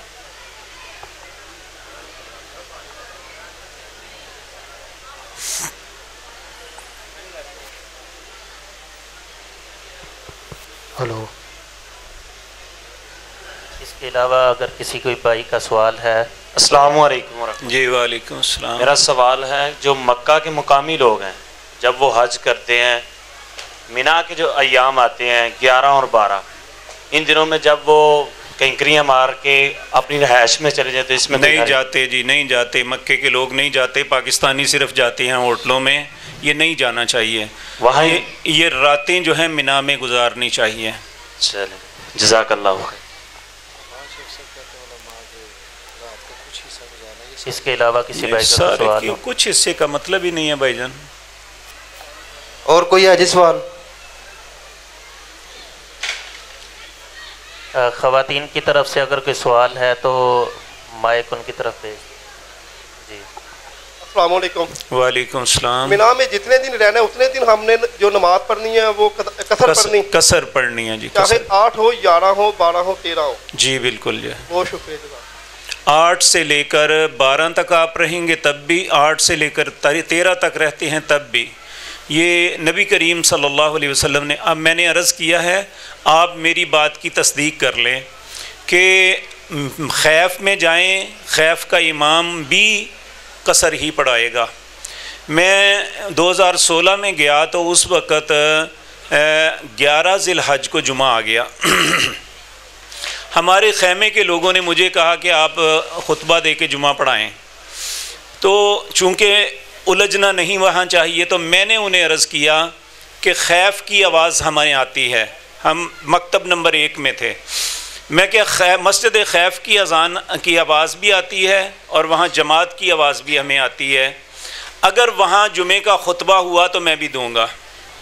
لیکن اسی وقت ظہر کی اذان ہوئی، انہوں نے ظہر کی نماز پڑھائی، جمعے کا خطبہ نہیں دیا۔ مینا کے اندر 8 ذی الحج سے لے کر 13 ذی الحج تک جو حجاج ہیں، ان دنوں اگر جمعے کا دن آتا ہے تو وہ حرم میں جا کے بھی جمعہ نہیں پڑھ سکتے، انہیں مینا مزدلفہ عرفات میں ہی رہنا ہے، اور جمعے کی نماز ان کے لیے نہیں ہے، عید کی نماز بھی ان کے لیے نہیں ہے۔ بعض لوگ جو کنکریاں مار کے سحری کے وقت حرم میں پہنچ جاتے ہیں کہ عید کی نماز پڑھیں گے جا کے، یہ بھی درست نہیں ہے، عید کی نماز حجاج کے لیے نہیں ہے۔ جو لوگ مینا میں خیمے میں جماعت کے ساتھ نماز پڑھتے ہیں، اگر وہاں پہ جو ہمارے آگے مولوی صاحب نماز پڑھا رہے ہیں وہ 4 فرض پڑھتے ہیں، تو آپ 2 کی علیحدہ پڑھا لیں۔ دیکھیں، آپ نے سنت دیکھنی ہے، ایسا ہی ہوتا ہے، ہر خیمے میں ایسا ہوتا ہے کہ کچھ بھائی پوری نماز پڑھ رہے ہوتے ہیں اور کچھ بھائی قصر پڑھ رہے ہوتے ہیں، تو ٹھیک ہے، جس کی مرضی ہے پوری پڑھنی ہے وہ پڑھے، جس نے قصر پڑھنی ہے وہ قصر جماعت کروا لے۔ اور حرم شریف اور مدینہ شریف میں بھی قصر ہی پڑھنی ہے، دونوں جگہ جو ہے نا، وہاں آپ نے حرم میں جا کے باجماعت نماز پڑھنی ہے تو اس امام کے پیچھے آپ، چونکہ وہ مقامی ہے اور اس نے پوری پڑھنی ہے تو پوری ہی پڑھیں گے۔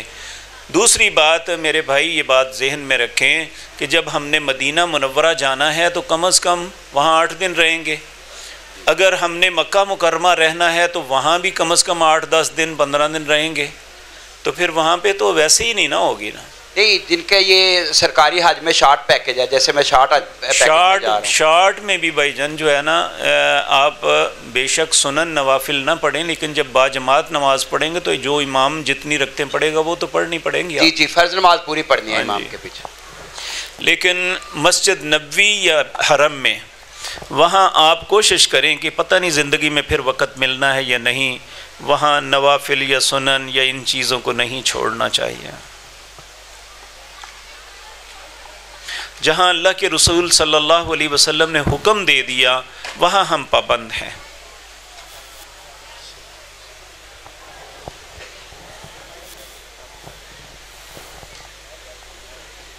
جی کسی اور بھائی کا کوئی سوال ہو تو مائک وہاں تک پہنچا دیں. جزاک اللہ جی. جزاکم اللہ خیراً. ہم تمام اپنے آنے والے معزز مہمانان گرامی قدر ان کا تہہ دل سے شکریہ ادا کرتے ہیں. اللہ رب العزت انہیں برکتوں سے نوازے. جس انداز میں بھی کسی بھائی نے جو بھی ہماری حوصلہ افزائی کی ہے اللہ تعالیٰ اپنی بارگاہ کے اندر قبول و منظور فرمائے. ہمارے اس پروگرام کے ہمارے سب سے مخلص اور ہمارے بڑے بھائی شیخ محمد صہیب صاحب، اس کے بعد میاں محمد بشارت صاحب جو کہ ہمارے اس پروگرام کے مین میزبان ہیں، اور اسی طرح شیخ محمد حسین المدنی حافظہ اللہ، ان کی زیر شفقت ہم نے یہ سارا پروگرام جو ہے ارینج کیا ہے. عبدالستار مغل بھائی، ان کا تہہ دل سے شکریہ ادا کرتا ہوں کہ انہوں نے ماشاءاللہ بہت کاوش کی ہے اس پروگرام کے لیے، اور جس بھائی نے بھی جو کاوش کی ہے اللہ تعالیٰ اسے قبول و منظور فرمائے. رانا ذوالفقار احمد صاحب، ان کا تہہ دل سے شکریہ ادا کرتا ہوں. میاں محمد علی نقشبندی صاحب، ان کا تہہ دل سے شکریہ ادا کرتا ہوں، وہ تشریف لائے اور انہوں نے حوصلہ افزائی کی. اسی طرح چودھری محمد اقبال صاحب، اسامہ مدنی صاحب، سید محمد سعید شاہ صاحب، اور اسی طرح دیگر جتنے بھی ہمارے احباب ہیں، حفیظ الحسن صاحب، اور جتنے بھی احباب ہیں تمام کا تہہ دل سے شکریہ ادا کرتے ہیں. قاری محمد نصیر احمد عثمانی صاحب، اللہ تعالیٰ ان کے ہمارے محبتوں کو قبول فرمائے، اور ان کے جو انہوں نے دیے ہمیں حوصلے ہیں اللہ رب العزت انہیں اپنی بارگاہ کے اندر قبول و منظور فرمائے. بہت شکریہ. جزاکم اللہ خیرا. سوال پوچھا. السلام علیکم ورحمۃ اللہ. ایک بچہ ہے جی، اس نے اپنی بیوی کو طلاق دے دی ہے. ایک ہی مقام پہ اس نے 3 دفعہ کہہ دیا، اور 3 مہینے سے 5 مہینے گزر چکے ہیں. اب اس کا کیا کرنا چاہیے جی؟ یہ حج کے علاوہ ایک سوال کرنا چاہ رہے تھے ہمارے بزرگ ڈاکٹر منیر صاحب. میں شیخ سے ملتمس ہوں کہ اس کا مختصر جواب دیں.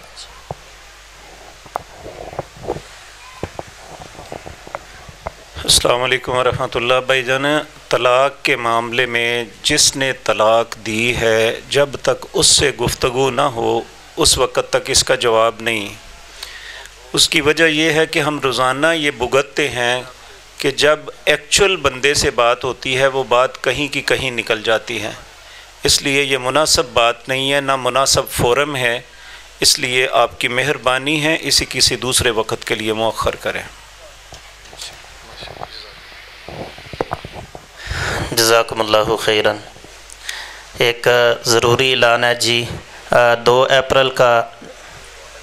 2 مئی کا جمعۃ المبارک جامع مسجد رحمان عبدالغفور طاہر صاحب انشاءاللہ العزیز پڑھائیں گے، تو تمام احباب سے شرکت کی پرزور اپیل ہے. جزاکم اللہ.